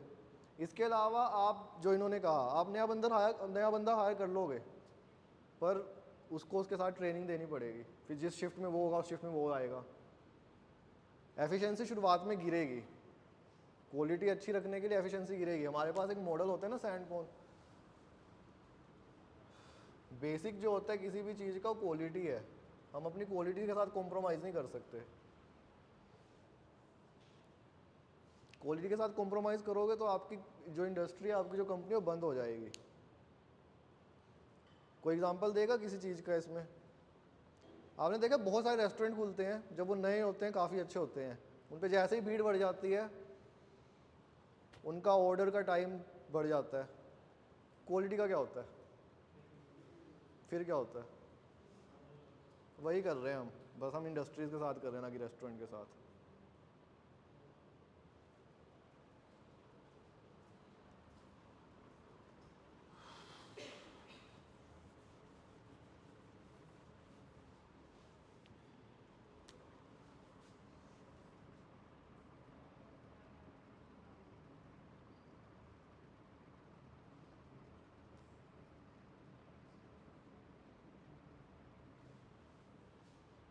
बड़ा वियर्ड सा वर्ड आ जाता है यहाँ पे ना, कॉम्बिनेशन ऑफ वर्ड्स। हम दो वर्ड्स ऐसे यूज़ कर रहे हैं जो एक दूसरे से बिल्कुल ऑपोजिट मीन करते हैं, इम्प्लीमेंटेशन और प्लानिंग।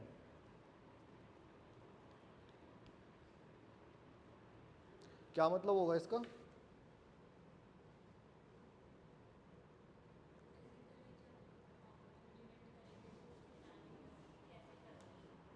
ओके, इस पॉइंट का और इस पॉइंट का फ़र्क क्या होगा?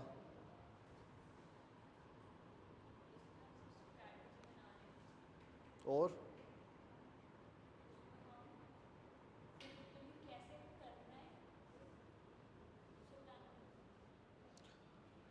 आपको पता लग गया, मुझे पता लग गया आपने क्या बोला, पर अगर आप एग्ज़ाम में ऐसे लिखोगे ना, एग्जामिनर नहीं आपको नंबर देगा। आप बिल्कुल सही बोल रहे हो वैसे। उसके अंदर आपने एक आउटलाइन बनाया है कि हमारे को इस पॉइंट ऑफ टाइम पे, अब हम कंस्ट्रक्शन बिजनेस में जा रहे हैं, आप देख रहे हो एग्जांपल्स घूम रहे हैं, तो थोड़ा सा बाद में होना। इस पॉइंट ऑफ टाइम पे हमारे को सीमेंट चाहिए, ठीक है? हमारे को कितना सीमेंट चाहिए? 5 टन सीमेंट चाहिए हमारे को। ऑपरेशंस नहीं, जब स्ट्रेटेजी बनना आती है हमारे 5th पॉइंट में हमने ये लिखा था कि 5 टन सीमेंट चाहिए होगा हमारे को वहाँ पे। 7th पॉइंट में क्या है, हमें वो चाहिए कैसे? 10 किलो के बैच में चाहिए, 20 किलो के बैच में चाहिए, 100 किलो के बैच में चाहिए।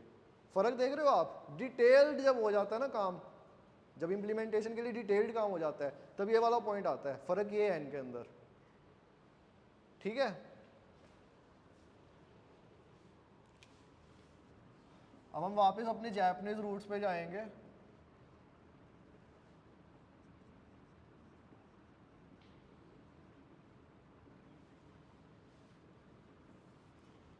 जब आपका काम अगर इम्प्रूव नहीं होता है तो क्या कर रहा होता है? If you are stable you are stagnant, कहते हैं ना लोग कॉर्पोरेट में। If you are not moving forward you are actually moving backward, there is no standing still. अगर आप जिम जाते हो वहाँ की दीवारों पे ऐसे अजीब से कोट्स भी होते हैं, तो बेसिकली वही पॉइंट है।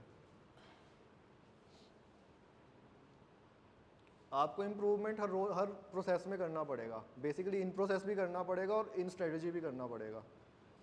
आपने यहाँ पे देखा था कि आपको जो है 20 किलो के आप बैच ले रहे थे सीमेंट के अपनी कंस्ट्रक्शन साइट के लिए, आपको लगा वेस्ट हो रहा हो, तो इम्प्रूवमेंट के लिए अब आप 15 किलो के लेते हो।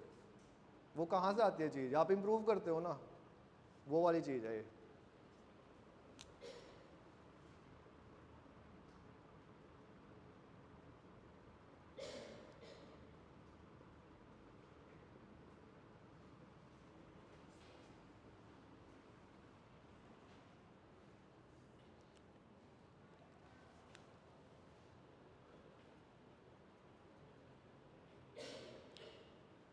ओके, अब आप सबकी अपनी एक कंपनी है, मार्कर बनाती है, मेरी अपनी कंपनी है, मार्कर बनाती है। अब तक हम मार्कर सेम तरीके से बना रहे थे, सब प्रोसेस हैंडमेड था। अब आप अपनी कंपनी में मशीन ले आए हो, सारी बॉडी मशीन बना देती है। मेरी कंपनी अभी भी सब कुछ हाथ से बना रही है। क्या चीज़ बेटर है? क्या चीज़ बेटर है? क्यों?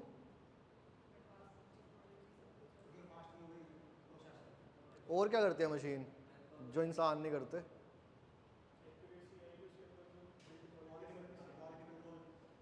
यहाँ से पता लगता है आप अपने आप को कम समझते हो कई बार ना, इंजीनियरिंग करने के बाद भी।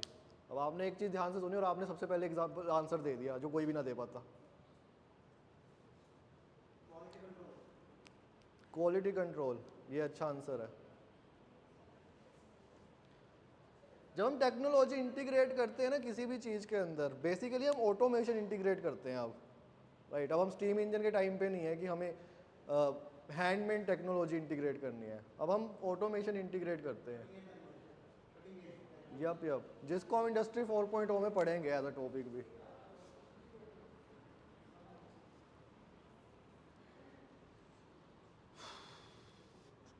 एचआर है किसी के पास स्पेशलाइजेशन?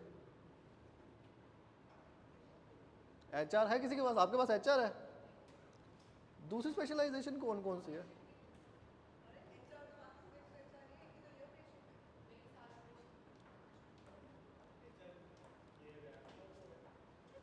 किसी के पास भी एचआर नहीं है?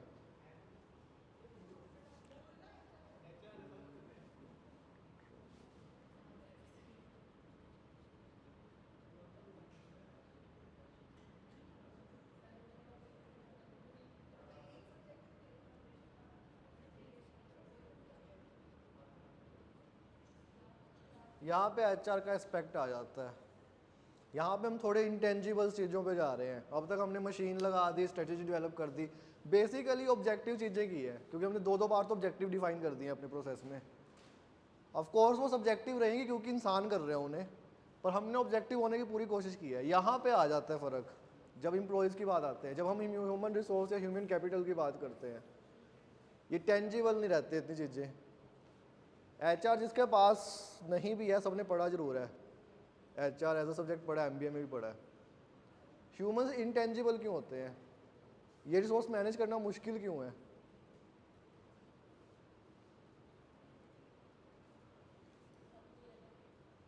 ठीक है, हर कोई अलग है। और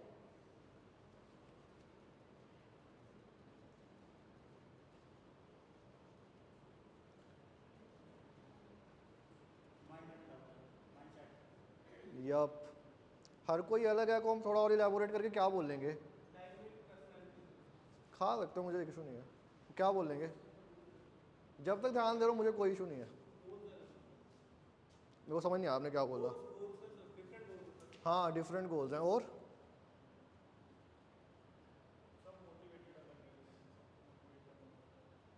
यप, सो बेसिकली हम में से कुछ झूठ भी बोलते हैं।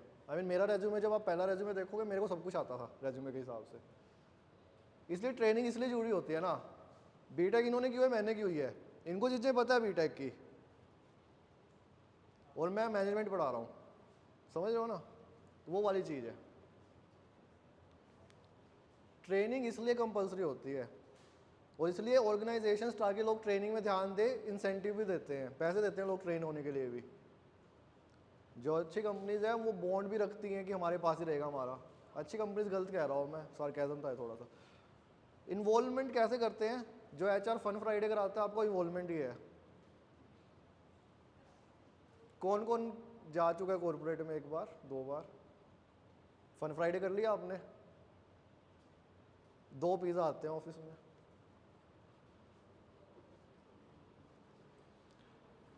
वो बहुत लेम तरीका है करने का। बेसिकली जब आप इन्वॉल्व होते हो ना अपने काम में, आपको खुशी मिलती है। The most motivating factor of anything is satisfaction. अगर आप अपने काम में सेटिस्फाइड नहीं हो तो आप कुछ भी कर लो, कोई फायदा ही नहीं है उसे करने का।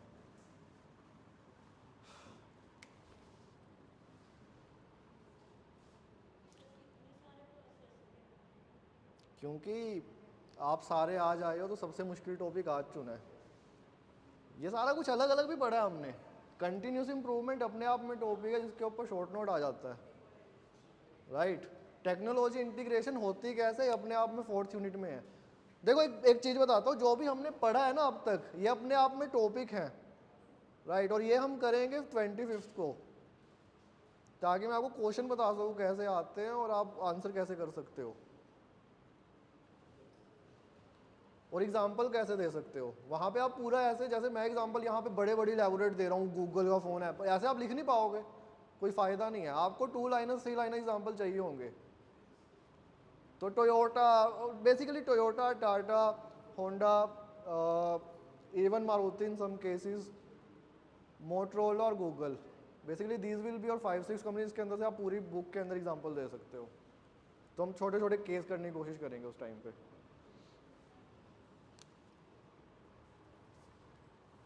जब आप ये सब कर लोगे तो एक इवैल्यूएशन वाली चीज आती है ना।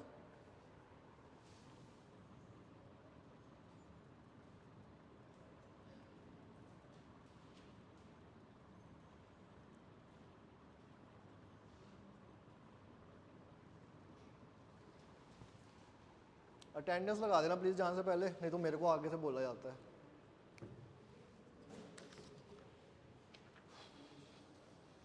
उनको दे दो पहले, पहले उनको दे दो, जाने लग रहे हैं।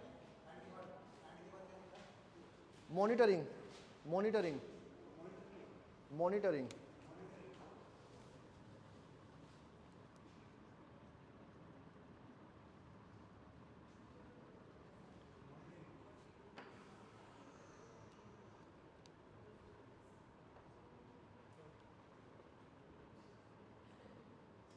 ओके, ये इवैल्यूएशन वाला पार्ट होता है आपका।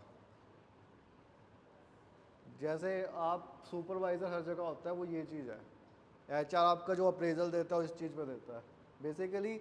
यहाँ पे पर आप जो हो सिर्फ एम्प्लॉयज़ को नहीं कर रहे हो, आप एज अ प्रोसेस मॉनिटर कर रहे हो चीज़ों को, कि आपका प्रोसेस सही चल रहा है नहीं चल रहा।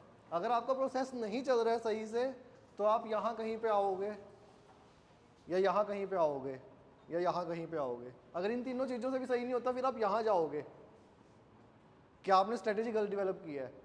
अगर यहाँ से भी आपको लगता है सही नहीं हो रहा फिर आप यहाँ जाओगे, आपने ऑब्जेक्टिव्स ही गलत ले लिए हैं। और अगर आप कहीं यहाँ पे वापस आ रहे हो जो फर्स्ट स्टेप था, इसका मतलब सारा प्रोसेस ही गलत था। ठीक है, वो चीज़ है। अब इसी ये अपने आप में टॉपिक है, इसको चेक करने के बहुत तरीके होते हैं। फोरकास्टिंग इनमें से एक होता है। की KPI जो हम यूज़ करते हैं टर्म, की परफॉर्मेंस इंडिकेटर्स, वो इसके अंदर आते हैं। परफॉर्मेंस मैट्रिक्स इसके अंदर आते हैं। वो यूनिट 4 का पार्ट है बेसिकली, ठीक है। और वो अपने आप में ज़रूरी टॉपिक है पर हम अभी नहीं करेंगे। तो वो सब कुछ आता है इसके अंदर।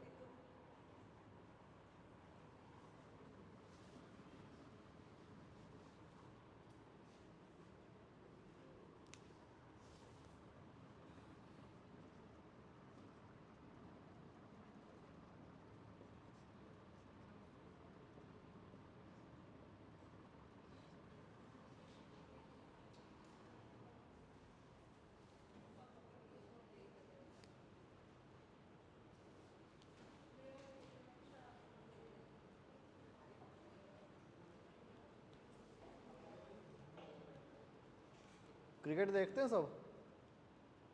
क्रिकेट कौन कौन नहीं देखता? क्रिकेट देखते हो आप? नहीं देखते? हमारा अगला एग्जाम्पल क्रिकेट वाला होना था इसलिए पूछ रहा हूँ, क्योंकि मैं बोर हो गया हूँ इंडस्ट्री एग्जाम्पल देते हो। अब हम थोड़ा स्ट्रैटेजी को अलग तरीके से देखते हैं। आपने एक चीज़ देखी होगी, जो लास्ट ओवर होता है वो एक फास्ट बॉलर फेंकता है बेसिकली हमेशा ही। इंडिया लास्ट बार, और आप सब ज़्यादा छोटे होंगे तब, पर इंडिया लास्ट बार जो है एक आईसीसी ट्रॉफी 2013 में जीता था, चैंपियंस ट्रॉफी धोनी ने जिताई थी। आखिरी ओवर किसने डाला था? वो क्या चीज़ होती है? धोनी एज अ लीडर और धोनी एज अ मैनेजर की यही खास बात है। धोनी टैक्टिकली स्ट्रॉन्ग था, अच्छा मैनेजर था, उसने सारे फास्ट बॉलर के ओवर पहले खत्म करा दिए थे क्योंकि पिच स्पिन हो रही थी। If the ball was pitching on this side it was going on that side. जो जो क्रिकेट देखता है उसे पता है। वो चीज़ यहाँ पे हमारे को करनी है। अगर आपकी मशीन ख़राब हो जाती है काम करते करते, तो आप उस मशीन को, उस कन्वेयर बेल्ट को कैसे हैंडल करोगे, वो चीज़ आपके उसमें आएगी, एडेप्टेशन और फ्लेक्सिबिलिटी में। और ऐसा बहुत ज़्यादा होता है। आपने मशीन मंगवाई जापान से, वहाँ का इंजीनियर आने में हफ्ता लगा देगा, मशीन ठीक होगी 2 हफ्ते तक। आप 2 हफ्ते तक कन्वेयर बेल्ट बंद रहेगी आपकी। आप दूसरी कन्वेयर बेल्ट के अंदर ट्राई करोगे ना उसका, उसको जो देखने की, सामान देखने की, आप शिफ्ट को देखने की कोशिश करोगे कि शिफ्ट सबकी लग जाए, नहीं तो आपको ऐसी सैलरी देनी पड़ेगी सबको। आप अपनी गलती के चक्कर में उनको तो नहीं घर बिठा सकते और कह सकते हम सैलरी नहीं देंगे। ऐसा कर सकते हो आप? लिटिगेशन हो जाएगी, बेसिकली लॉ सूट है सीधा सीधा। तो वहाँ पे अडेप्टेशन और फ्लेक्सिबिलिटी आती है। और जितने आप अच्छे फ्लेक्सिबल और जितने आप अच्छे से अडेप्ट कर सकते हो ना, उतने आप ज़्यादा अच्छे रिसोर्स हो as an operations manager, right. आपने देखा होगा जितनी भी चीज़ें हमने की हैं बहुत कॉमन सेंस वाली हैं, बस इनको याद रखना ताकि आप कुछ लिख सको, क्योंकि ये 14 स्टेप्स हैं और ये अपने आप में प्रोसेस हैं। जैसे अडेप्टेशन और फ्लेक्सिबिलिटी अपने आप में फिर वही बात है, 2 पेज का टॉपिक है सिर्फ, पर है।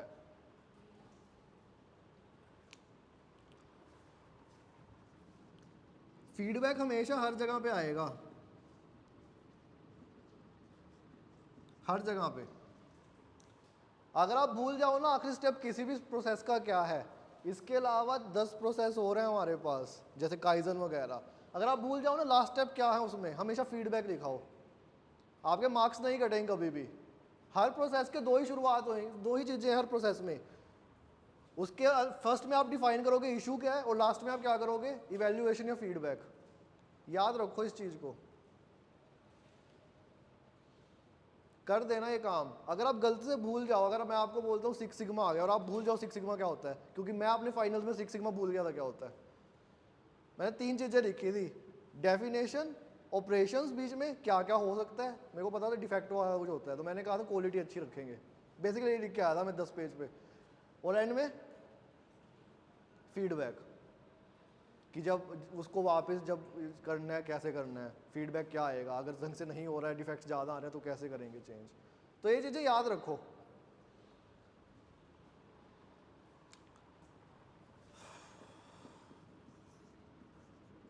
ये वाला टॉपिक हमने किया नहीं है अभी,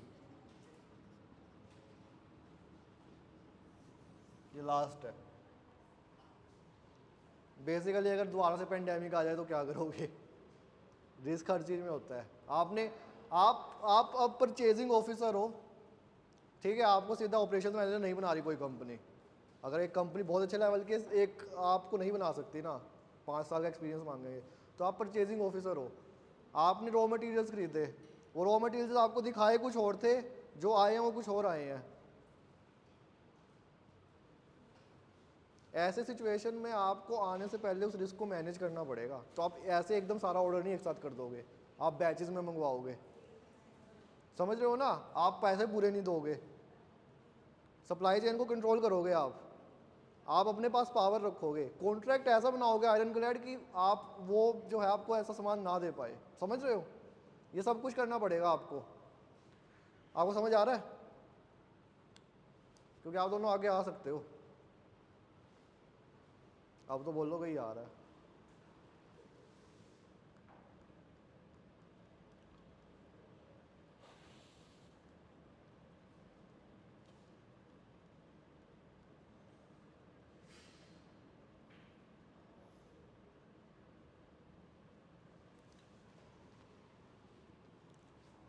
किसी को कोई डाउट है तो ले लो इसके अंदर।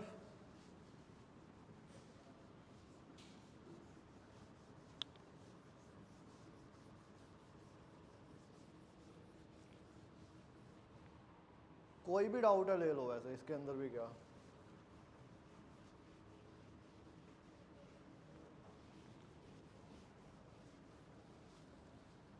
एक छोटा टॉपिक और कर लेते हैं। सो बेसिकली ये प्रोसेस जो है ये ऑपरेशन स्ट्रेटजी का अपने आप में प्रोसेस है। हमने अप्रोचेस की थी, वो अप्रोचेस इसको इसके अंदर इंटीग्रेट भी हो सकती हैं, जैसे काइजन इसके अंदर इंटीग्रेट हो सकता है। पर अगर आपको पूरा प्रोसेस नहीं ऐसे फॉलो करना तो आप काइजन को एज अ प्रोसेस भी फॉलो कर सकते हो, वो अल्टरनेट भी बन सकता है। सो जैसे लीन मैनेजमेंट मैं कहा था आपको, लीन मैनेजमेंट मतलब आप वेस्ट कम से कम करोगे, ठीक है। अब लीन मैनेजमेंट के अंदर जो है आप इस लीन मैनेजमेंट को इंटीग्रेट कर सकते हो इस प्रोसेस में। पर अगर आपको ये पूरा ज़्यादा हार्ड लगता है तो आप लीन मैनेजमेंट को ही ऑपरेशन स्ट्रेटजी बना सकते हो कि हमारी स्ट्रेटजी यही है, हम वेस्ट नहीं करेंगे ज़्यादा। समझ में आया आपको? ये कंपनीज करती हैं क्योंकि ये सिंपल है। आप कॉम्प्लेक्स चीज़ें करने से बचना चाहते हो, ठीक है ना। कॉम्प्लेक्स चीज़ें करने से होता क्या है, when you make operations complex क्या होगा,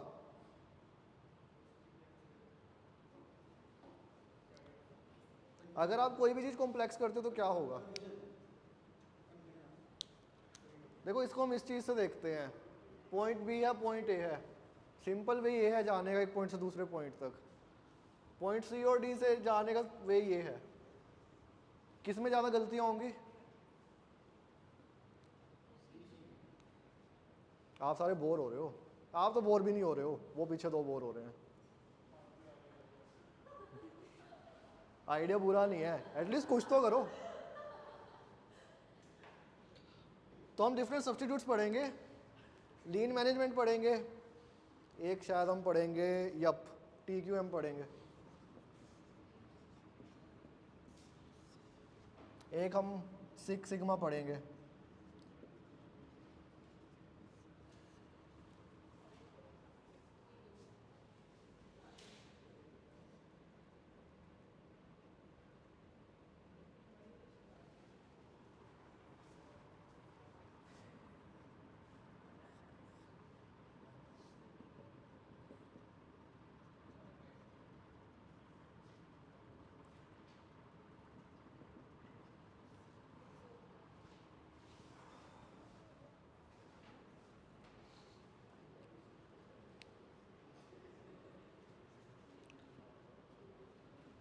BPR क्या होता है, BPR होता है बिजनेस प्रोसेस री इंजीनियरिंग।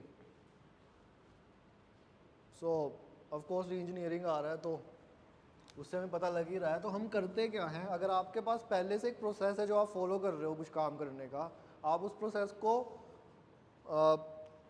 ओपन करते हो और देखते हो कहाँ कहाँ पे आपकी वेस्टेज ज़्यादा हो रही है, कहाँ पे एफिशिएंट नहीं है प्रोसेस, आप उस प्रोसेस को इफेक्टिव और एफिशिएंट बनाते हो। ये चीज़ जब आप पूरी ऑर्गेनाइजेशन में करते हो हर प्रोसेस के लिए तो उसे क्या कहेंगे, BPR। ये पिछले लेक्चर में रिकॉर्डेड लेक्चर में पूरा है इसके ऊपर डिटेल, पर बेसिकली BPR एक अपने आप में अप्रोच बनती है।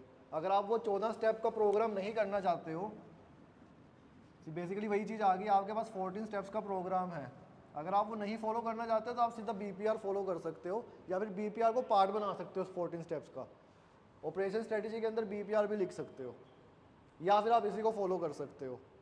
कितना कामयाब चीज़ है ये, आप तीन चीज़ें कर रहे हो, आप इफेक्टिव और एफिशिएंट बना रहे हो, और ओवरऑल क्वालिटी क्या होगी, इससे इम्प्रूव होगी।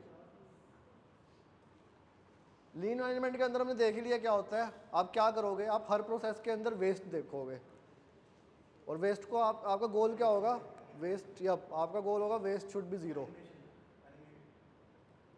यप,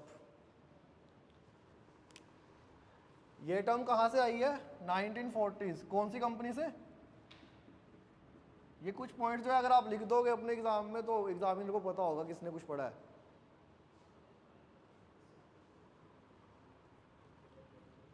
TQM क्या होता है,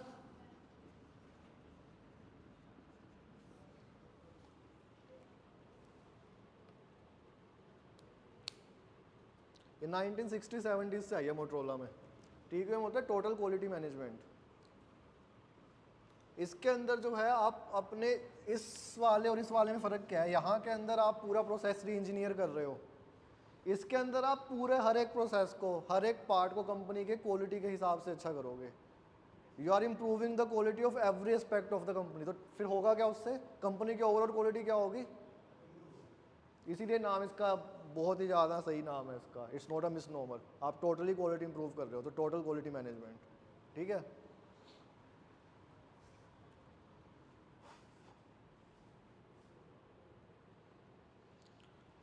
क्वालिटी को ठीक करने का एक तरीका तो ये है। दूसरा तरीका क्या होता है क्वालिटी ठीक करने का, अगर आप डिफेक्ट्स पे फोकस करते हो, ठीक है, और ये डिफेक्ट्स पे फोकस करता है। सिक्स सिग्मा, मैंने गलत कर दिया, सिक्स सिग्मा आया मोटरोला से, सॉरी, ना कि TQM, 1960-70s। सिक्स सिग्मा को हम ऑफ कोर्स सिग्मा को हम ऐसे डिनोट करते हैं, तो सिक्स सिग्मा को ऐसे भी लिखा हो जो तो कंफ्यूज ना होना, ठीक है। ऐसा लिखा आएगा नहीं, पर बाय चांस सिक्स सिग्मा के अंदर आपका एक गोल होता है, बेसिकली आपके डिफेक्ट का रेट इससे कम होना चाहिए, 3.4 डिफेक्ट्स पर मिलियन। मिलियन कितने होते हैं? वेरी गुड, आपको 5th क्लास का मैथ आता है। और ये ना बहुत मजे की बात है, सब कंफ्यूज कर जाते हैं। जब आंसर शीट में होता है तो फनी होता है, क्योंकि एक तो टाइम का कंस्ट्रेंट, ऊपर से 10 लाख की बजाय 1 करोड़ या 1 लाख लिखा होता है वहाँ पे, गिनना भूल जाते हैं, क्योंकि हमारा नेचुरली ये नहीं है, आई मीन नो बिगी, पर हमें याद ऐसे ही करना पड़ता है, पर मिलियन।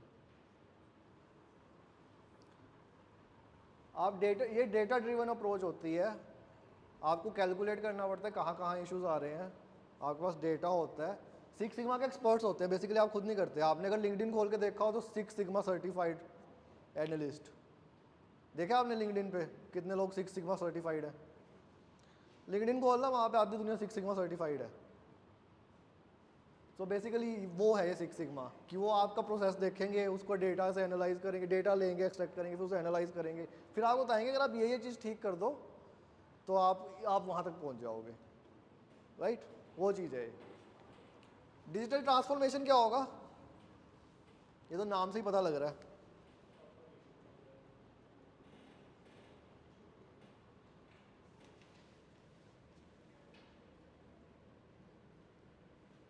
क्या होगा डिजिटल ट्रांसफॉर्मेशन, कौन बताएगा? हमने डिस्कस भी किया इसे। या IoT पता है ना सबको क्या होता है? क्या होता है वो?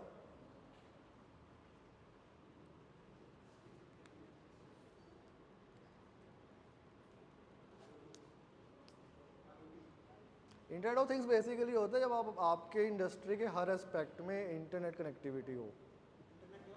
इंटरनेट कनेक्टिविटी क्या मतलब कर रहे हैं हम इसको यहाँ पे? इंटरनेट कनेक्टिविटी ये नहीं कि वहाँ पे आप फेसबुक या इंस्टा चलाओगे, ये कि वो रियल टाइम सॉल्यूशंस देख पाएगा प्रॉब्लम्स के, रियल टाइम इनोवेशन हो पाएगी जब वो कनेक्टेड होगा एक नेटवर्क से, समझ रहे हो?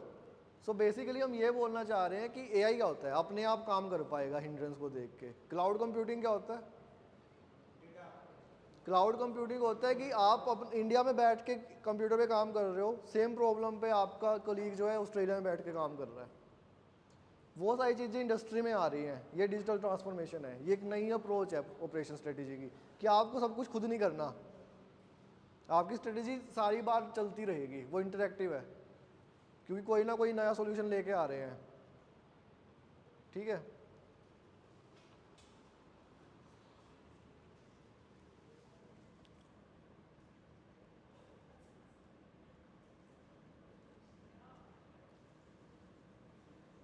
ओके, अगर आप कोई सोच के आए थे टॉपिक पूछने आपको तो पूछ सकते हो, नहीं तो मैं अपना कुछ और कराता हूँ। ये मैंने आपको इसलिए करा दिया है क्योंकि जब अगली बार करोगे तो ज़्यादा अच्छा हो जाएगा, जब रिवाइज करेंगे ना एक बार तो अच्छे से आ जाएगा ज़्यादा, इसलिए इसको एक बार शॉर्ट हैंड में करा दिया।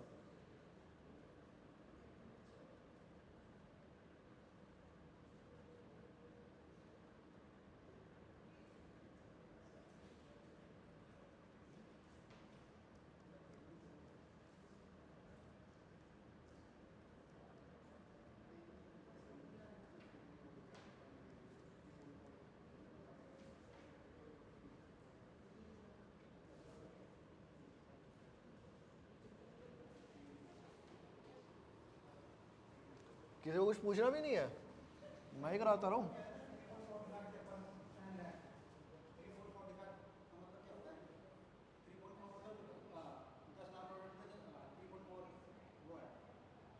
नहीं नहीं, इसको एज अ क्वांटिटी ना देखो, ये एक क्वालिटी का नंबर है बेसिकली।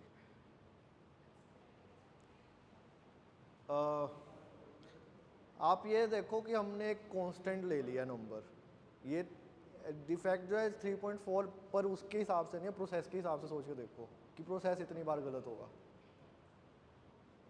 समझ रहे हो? एक फ्रेमवर्क के तरीके से देखो, क्योंकि ऐसा तो पॉसिबल नहीं होगा ना।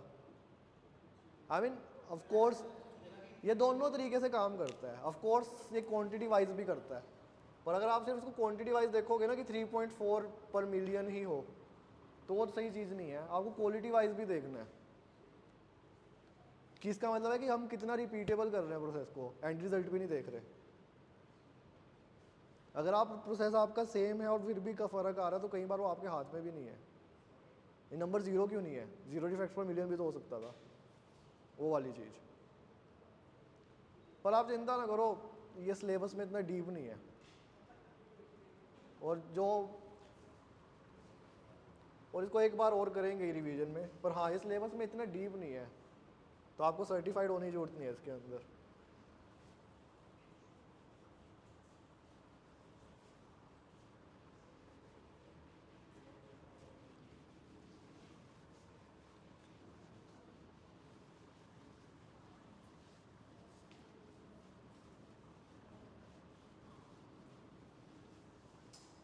किसी को कुछ पूछना है या अगला टॉपिक ही शुरू कर दूं? अपने लिए ही पूछ लो ताकि अगला टॉपिक शुरू ना हो, बोर नहीं होगे। अगला ही पढ़ाऊंगा यार, अगला ही करेंगे।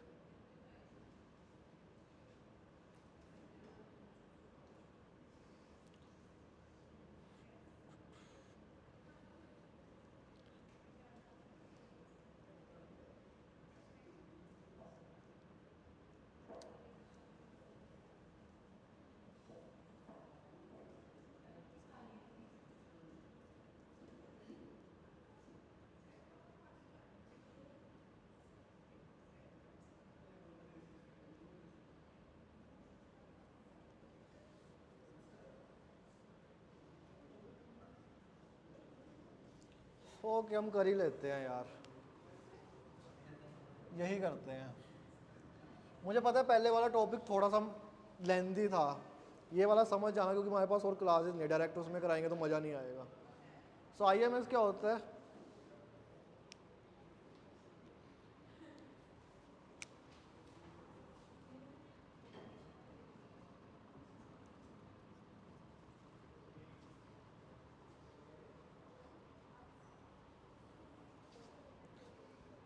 ओके ओके, आ जाओ वापस। इंटीग्रेटेड मैनेजमेंट सिस्टम करते हैं, ज़्यादा इंटरेस्टिंग टॉपिक है जो भी आप बात कर रहे हो उससे, होपफुली। इंटीग्रेटेड मैनेजमेंट सिस्टम से आपको क्या लग रहा है क्या होता होगा?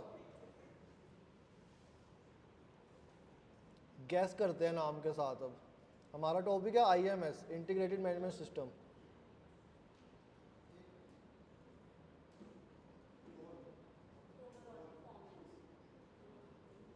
ठीक है,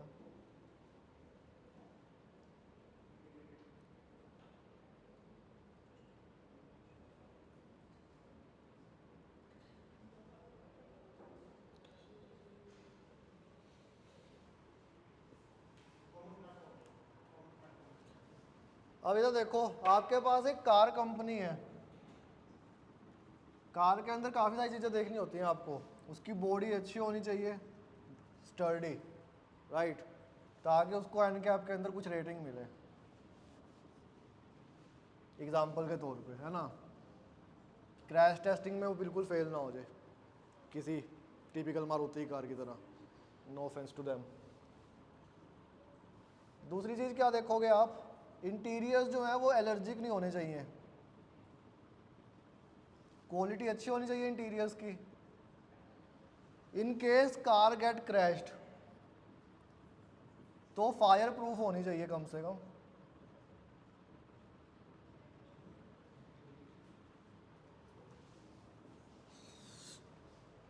स्ट्रीमलाइन शेप होनी चाहिए, ताकि अगर आप, जो कि अलाउड नहीं है, पर अगर आप 120 की स्पीड से ज़्यादा चल रहे हो तो वो पलट ना जाए। बेसिकली एरोडाइनमिक होनी चाहिए। इसके अलावा when U turn the car,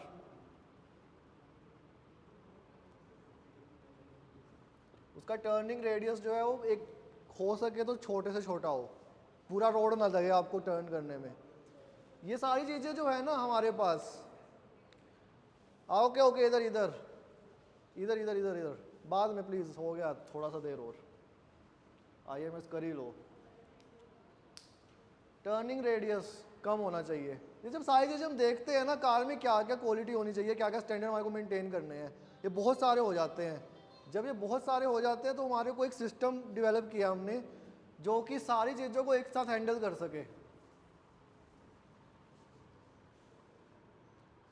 इसलिए इसका नाम इंटीग्रेटेड मैनेजमेंट सिस्टम है। हम हर तरीके से इसको इंटीग्रेट करते हैं इन बेसिक क्वालिटी पर्पसेस के लिए, बेसिक मैनेजरियल पर्पसेस के लिए बेसिकली। इसके काफ़ी सारे पार्ट्स हैं पर ये कॉम्बिनेशन हो जाता है यहाँ पे इन चीज़ों का।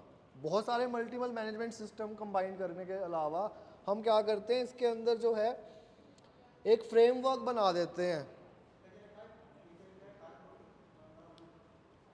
क्रैशिंग लिखा था फायर प्रूफ, कि क्रैश के टाइम पे आग ना लगे एकदम।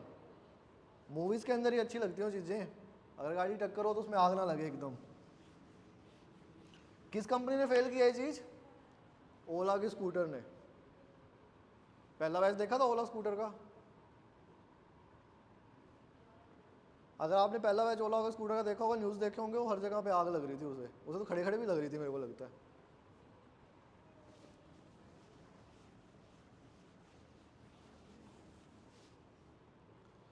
तो इसके पार्ट्स हैं, हमने एक यूनिफाइड थियरी बना ली।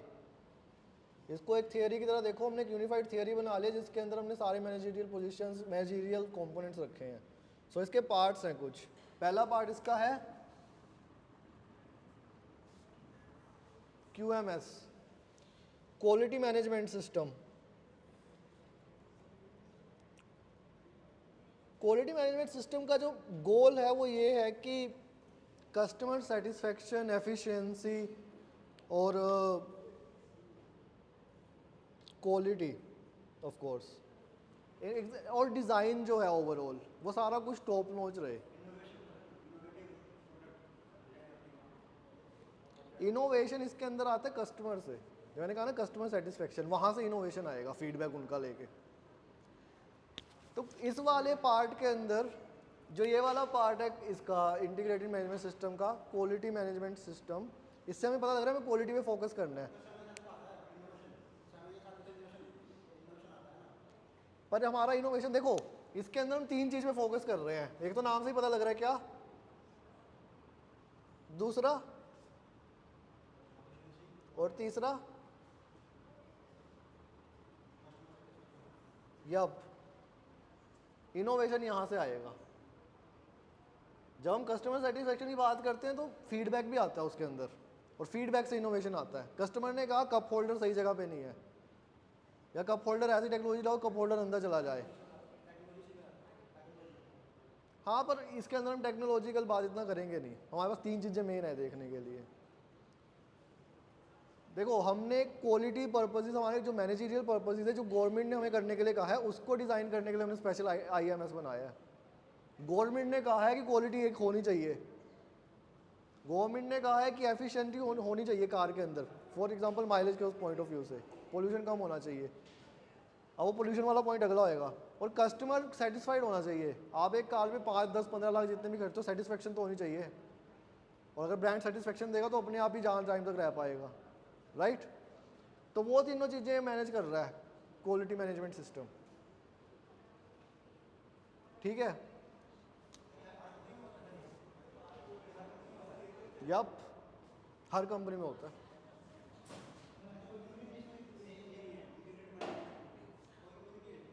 बड़ी कंपनी में सब में आप,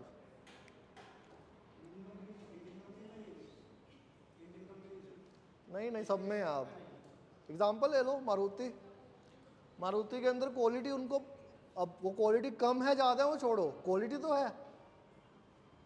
your example is basically Maruti, right. एक क्वालिटी है उनकी सेट, आपको पता है कि हर मारुति कार जो है सेम होगी, उसकी क्वालिटी की बात छोड़ दो, आपको पता है हर मारुति कार सेम होगी, उसकी क्वालिटी सेम होगी, उसकी माइलेज सेम होगी अगर एफिशिएंसी की बात करें, और उसको जो बनाने में खर्चा आएगा कंपनी का वो भी सेम आएगा, इसीलिए जो उसकी जो वैल्यू है, शोरूम प्राइस है, वो भी सेम है। कस्टमर का फीडबैक उन्हीं चीज़ों पे आएगा जिन पे आता है कि भाई सेफ्टी नहीं है, दरवाज़ा हल्का है। एक मारुति कस्टमर का फीडबैक क्या होता है, माइलेज तो अच्छी है पर थोड़ी हल्की है। तो वो तीनों चीज़ें जो है इंटीग्रेट करते हैं QMS में, और आप तीनों को नहीं पता QMS की फुल फॉर्म क्या है ना यार, आप चीटिंग करते हो, आपको पता है, उन दोनों को नहीं पता था, पर अब तो बोल लो गई।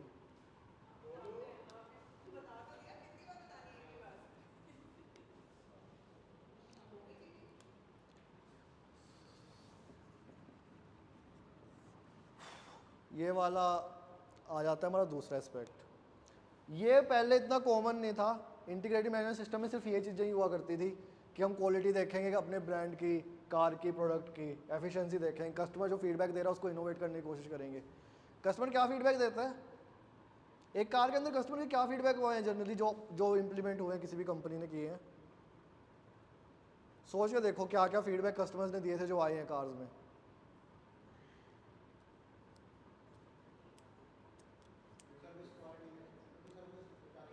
और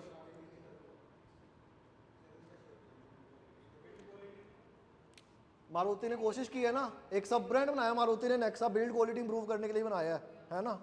इसके अलावा एक चीज़ किया के पास आया था, किया सब कुछ देता था, पर किया जो है ब्रांडेड ऑडियो सिस्टम्स ही देता था, अब किया बॉस देता है।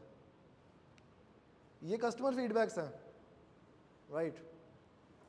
जो लोग बाहर से चीज़ें लगवाते थे, अगर आपको कभी देखना हो ना किसी इंडस्ट्री में, खासकर ऑटोमोबाइल्स की इंडस्ट्री में, जो चीज़ें लोग बाहर से लगवाते थे अब कंपनी ऑटो फिटेड देती है उन्हें, और ऐसा हमेशा चलता रहेगा। अब जो लोग बाहर से लगवा रहे हैं 2 साल बाद कंपनी वो भी ऑटो फिटेड देगी, हमेशा यही कैटल मोस्ट चलता रहता है।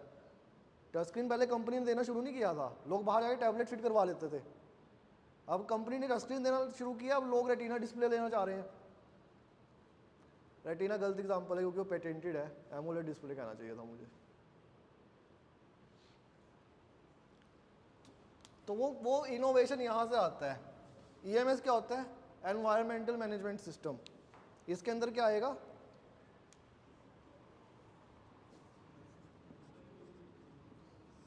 क्लाइमेट चेंज के बारे में सबको पता है, ग्लोबल वार्मिंग, और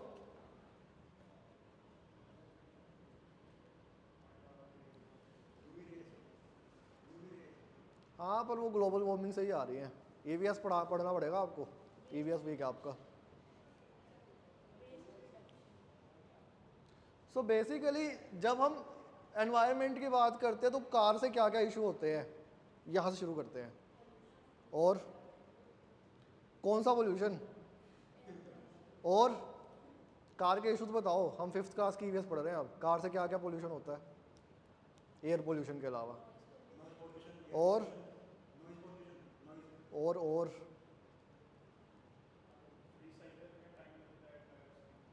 यप। सो बेसिकली अगर एक बार कार पुरानी हो जाती है तो उसको रिसाइकल भी नहीं करते हैं लोग। और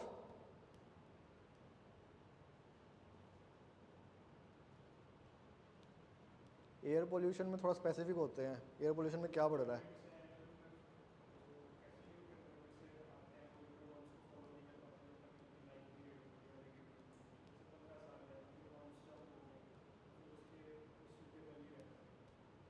ठीक, नाइस आंसर। और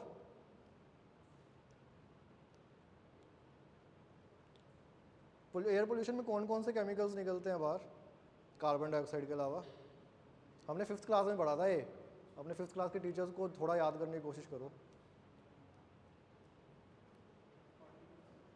सल्फर डाइऑक्साइड याद है, नाइट्रस ऑक्साइड।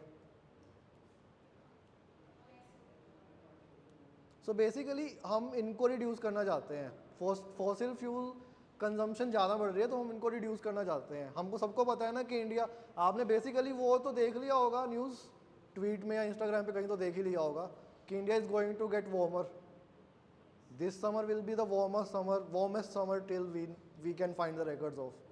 ये पता ना सबको। सो इंडिया जो है 2050 तक 2 डिग्री सेल्सियस गर्म होने की बात करते हैं।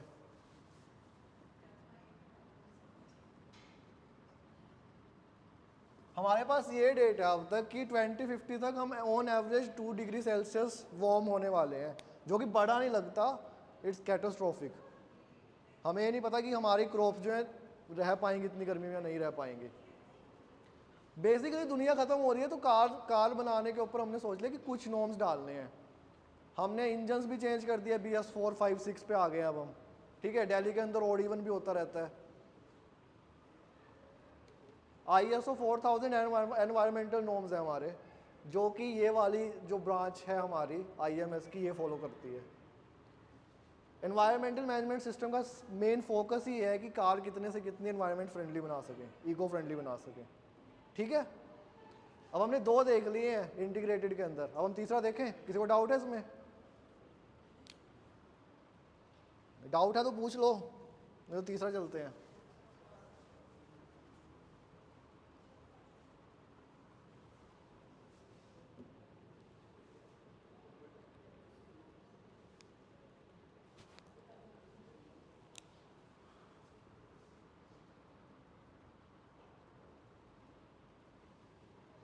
Occupational hazard and safety management system. मैं दोबारा बोलता हूँ, मेरे को बताना है क्या चीज़ है। Occupational hazard and safety management system क्या होगा ये? जल्दी से तुक्का मारो यार। आप नहीं, आपको पता है, और कोई?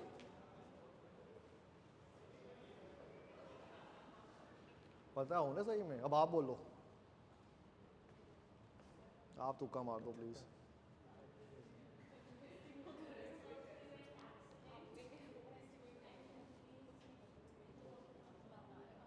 बुक में से नहीं, वैसे तुक्का मारना है। आप तुक्का मारोगे?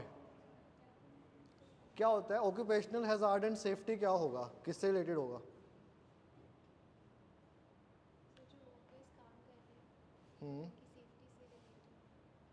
जब आपको पता तो आपने बोला क्यों नहीं? प्लीज़ एग्ज़ाम में ये ना करना, मैं वहाँ पे स्पेशल सीट पे नहीं आ पाऊँगा आपकी। जो भी इस सब्जेक्ट में फ़ेल होगा मेरे को पर्सनली बहुत बुरा लगने वाला है, तो कोई फेल ना होना। हाँ, लास्ट टाइम है सही में। पास तो हो जाओगे। बेसिकली मैं ट्राई करूँगा कि उस लेक्चर में भी जो रिवीजन वाला है उसके अंदर क्वेश्चंस का फॉर्मेट बता दूँ। रूल्स के अंदर अलाउड नहीं है, नहीं तो मैं सबको ही पास कर देता।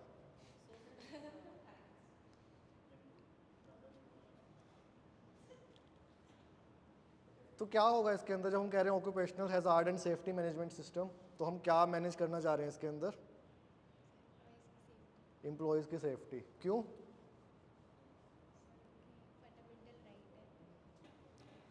कैसे कर सकते हैं? एग्जाम्पल देके देखो कोई। तो इसका सब्जेक्ट है, हम लोग सच बता रहे हैं आपको, हम ऐसे ही बैठे यही बंदा है जो हमें किया है क्लास के अंदर। अरे मैं ये पास हो जाए ना, इसका बहुत है, हमारे तो फाइनेंस और HR है। तो HR है, बोलो ना, जब पूछ रहा था HR। आपका तो है ना सब्जेक्ट, सर हम डर गए थे आपसे। मार्केटिंग है आपका सब्जेक्ट, फिर भी आपको पढ़ना पड़ेगा। और दूसरा सब्जेक्ट कौन सा आपके पास? 2 स्पेशलाइजेशन ही है क्या, एक है? किसी ने ड्यूल स्पेशलाइजेशन नहीं ली क्या? लास्ट में जो आती लास्ट सेमेस्टर में, और इसमें फाइनेंस है। लास्ट में क्या बताया आपने? HR। और आपने? और दूसरा? सिर्फ फाइनेंस? आप आपके मस्त है, आपकी बहुत मैच कर रही है ऑफ कोर्स मार्केटिंग और ऑपरेशंस।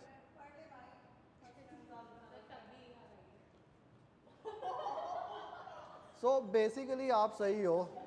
पहले बताते ना, आपको इतना तंग ना करता मैं। कोई बात नहीं। सो बेसिकली आप यहाँ पे सही हो बिल्कुल।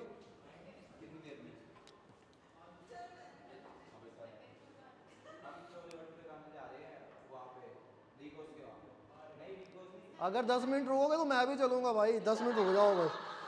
सो बेसिकली जो हम बात कर रहे हैं, हम ये कर रहे हैं यहाँ पे बात। हमारे पास ISO हर चीज़ के लिए है, international standard of operations, basically French term है। ISO इसके लिए कौन सा आएगा? I think 450, yup 45,001। गलतियाँ अभी से ना करो, ये वाली। ये जो है इंटरनेशनल सेट ऑफ प्रोसीजर्स होते हैं जिनका हमने कोड दिया हुआ है। ये एनवायरमेंटल फ्रेंडली है, ये ऑक्यूपेशनल हैजार्ड फ्रेंडली है, और इनके अलावा भी और होते हैं जो कि क्वालिटी फ्रेंडली भी होते हैं। आपने आपने ये देखा होगा नंबर काफ़ी जगह पे, अपने प्रोडक्ट्स के ऊपर ये नंबर देखा आपने? ISO 9001 काफ़ी जगह पे देखा होगा आपने, जो आप समझ, क्यों होता है लिखा हुआ? क्या क्वालिटी? तो ये नंबर इसलिए होता है लिखा हुआ क्योंकि हमारे पास एक सर्टेन सेट ऑफ स्टैंडर्ड्स है जो हम यूनिवर्सली फॉलो कर रहे हैं, right?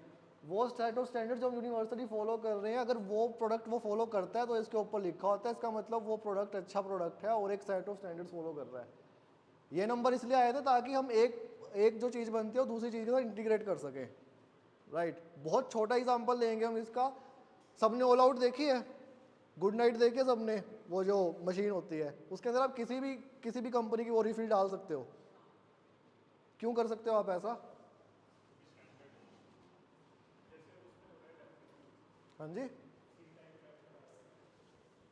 Yup, C type adapter. Basically Apple C type adapter कभी ना लाता टाइप सी। क्यों लाया एप्पल टाइप सी?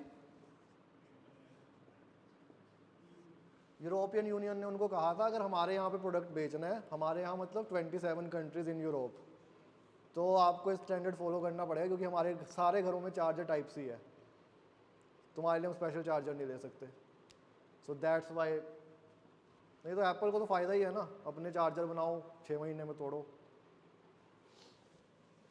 इसके अलावा अगला है ISMS, मेरे को लगता है लास्ट ही है वैसे, या है इसके अलावा कोई?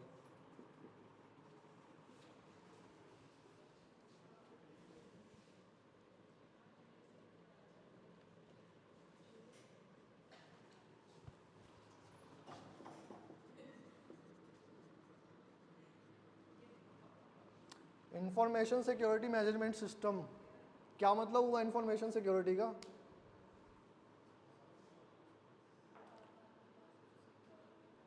जैसे जैसे इंटरनेट कनेक्टिविटी बढ़ी है, जैसे जैसे हमारे पास इंटरनेशनल नेटवर्किंग बढ़ी है, हमारे पास साइबर अटैकिंग भी बढ़ी है।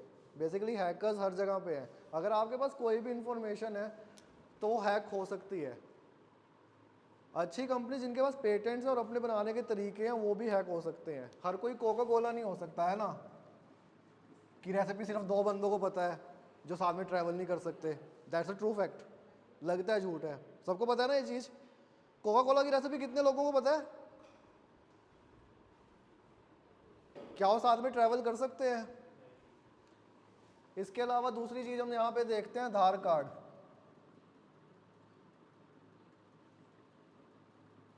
आधार कार्ड का डेटा कितनी बार लीक हो चुका है अब तक?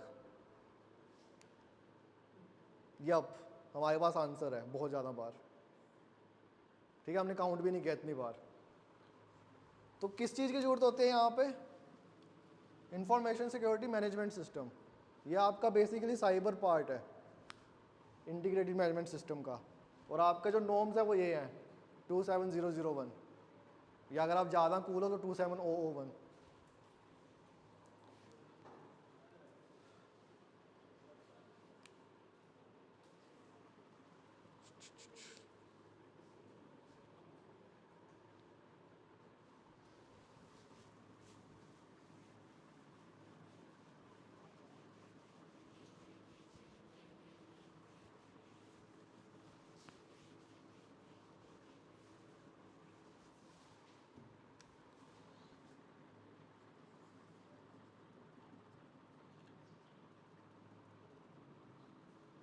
रिस्क मैनेजमेंट हमने अभी अभी पढ़ा था, कौन बताएगा क्या होता है?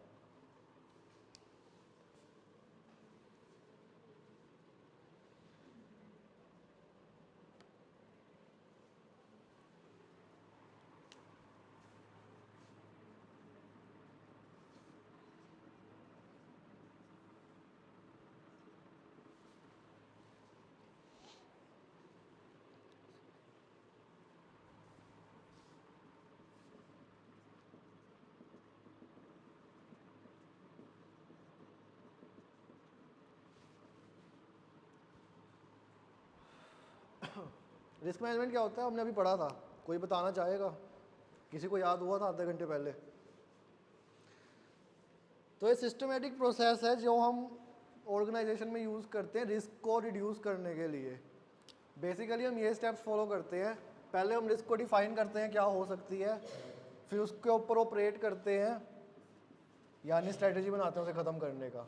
उसके बाद उसे ख़त्म करते हैं असली में मिटिगेशन, और उसके बाद मॉनिटर करते हैं दोबारा से वो रिस्क या कोई और रिस्क ना आए सॉरी। अगर आपको ये वाले पॉइंट्स याद नहीं रहते तो आप बेसिकली वही कर सकते हो जो हमने पहले किया था। डिफाइन मतलब आइडेंटिफाई होता है, वो तो आपको याद रहेगा। असेस मतलब आप स्ट्रेटजी बना रहे हो, मिटिगेट मतलब आप उसको इम्प्लीमेंट कर रहे हो, और मॉनिटर मतलब फीडबैक या इवैल्यूएशन। अगर आपके वर्ड्स गलत है तो कोई दिक्कत नहीं है, it's not only about words, पर आपका प्रोसेस सेम होना चाहिए। आपने पहले डिफाइन किया, फिर आपने उस चीज़ को असेस किया यानी स्ट्रेटजी बनाई, फिर आपने मिटिगेट किया यानी उस चीज़ को इम्प्लीमेंट किया, स्ट्रेटजी को ख़त्म किया, और फिर मॉनिटर कि दोबारा से ऐसा नहीं होगा आगे। मेरे को लगता है डॉक्यूमेंटेशन आएगा। Yup,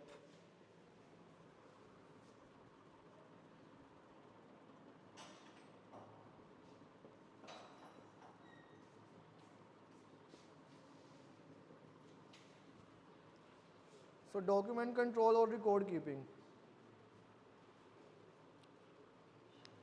finance people do it mostly, क्योंकि ट्रांजैक्शनल कर लेते हैं तो आसान हो जाता है, हमें पता होता है। अगर हमने किसी चीज़ का ट्रांजैक्शन डेटा दिया है तो हम साइड में उसकी किस एक्टिविटी पे दिया वो भी लिख सकते हैं। Thank you.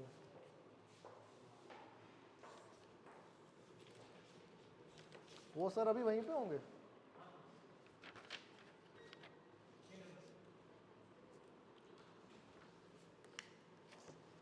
इसलिए मैनेजमेंट गाइस करते हैं इसे, पर अब आप अपने आप भी जो है फिजिकल रिकॉर्ड रखते हो चीज़ों का।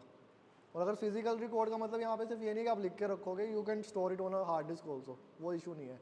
पर आप रिकॉर्ड रखते हो आपने क्या क्या काम किया, कैसे किया है, ठीक है, वो ताकि जो चेन है वो चलती रहे। अगर सारे एम्प्लॉयज़ छोड़ के भी चले जाएंगे कभी तो प्रोसेस रीस्टार्ट हो सकता है, अगर आपके पास तरीके और रिकॉर्ड्स हैं।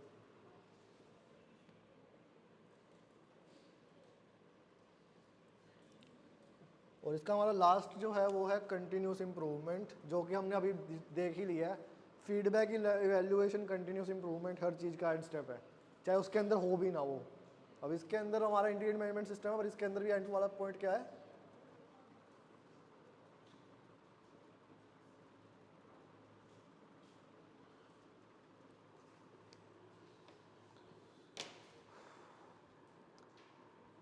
ओके, किसी को डाउट लेना तो ले लो, आपको छोले भटूरे खाने तो आप जाओ।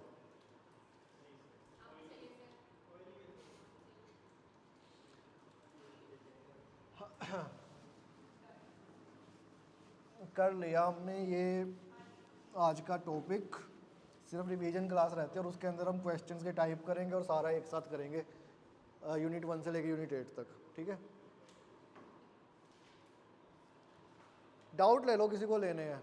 हमें अच्छा नहीं लगता मैं 2 मिनट के अंदर भी टॉपिक कराऊँ। अब तो इन्हें खिचड़ी बना के सारे टॉपिक कराए हैं, तो डाउट ले लो किसी को भी कुछ लेना है।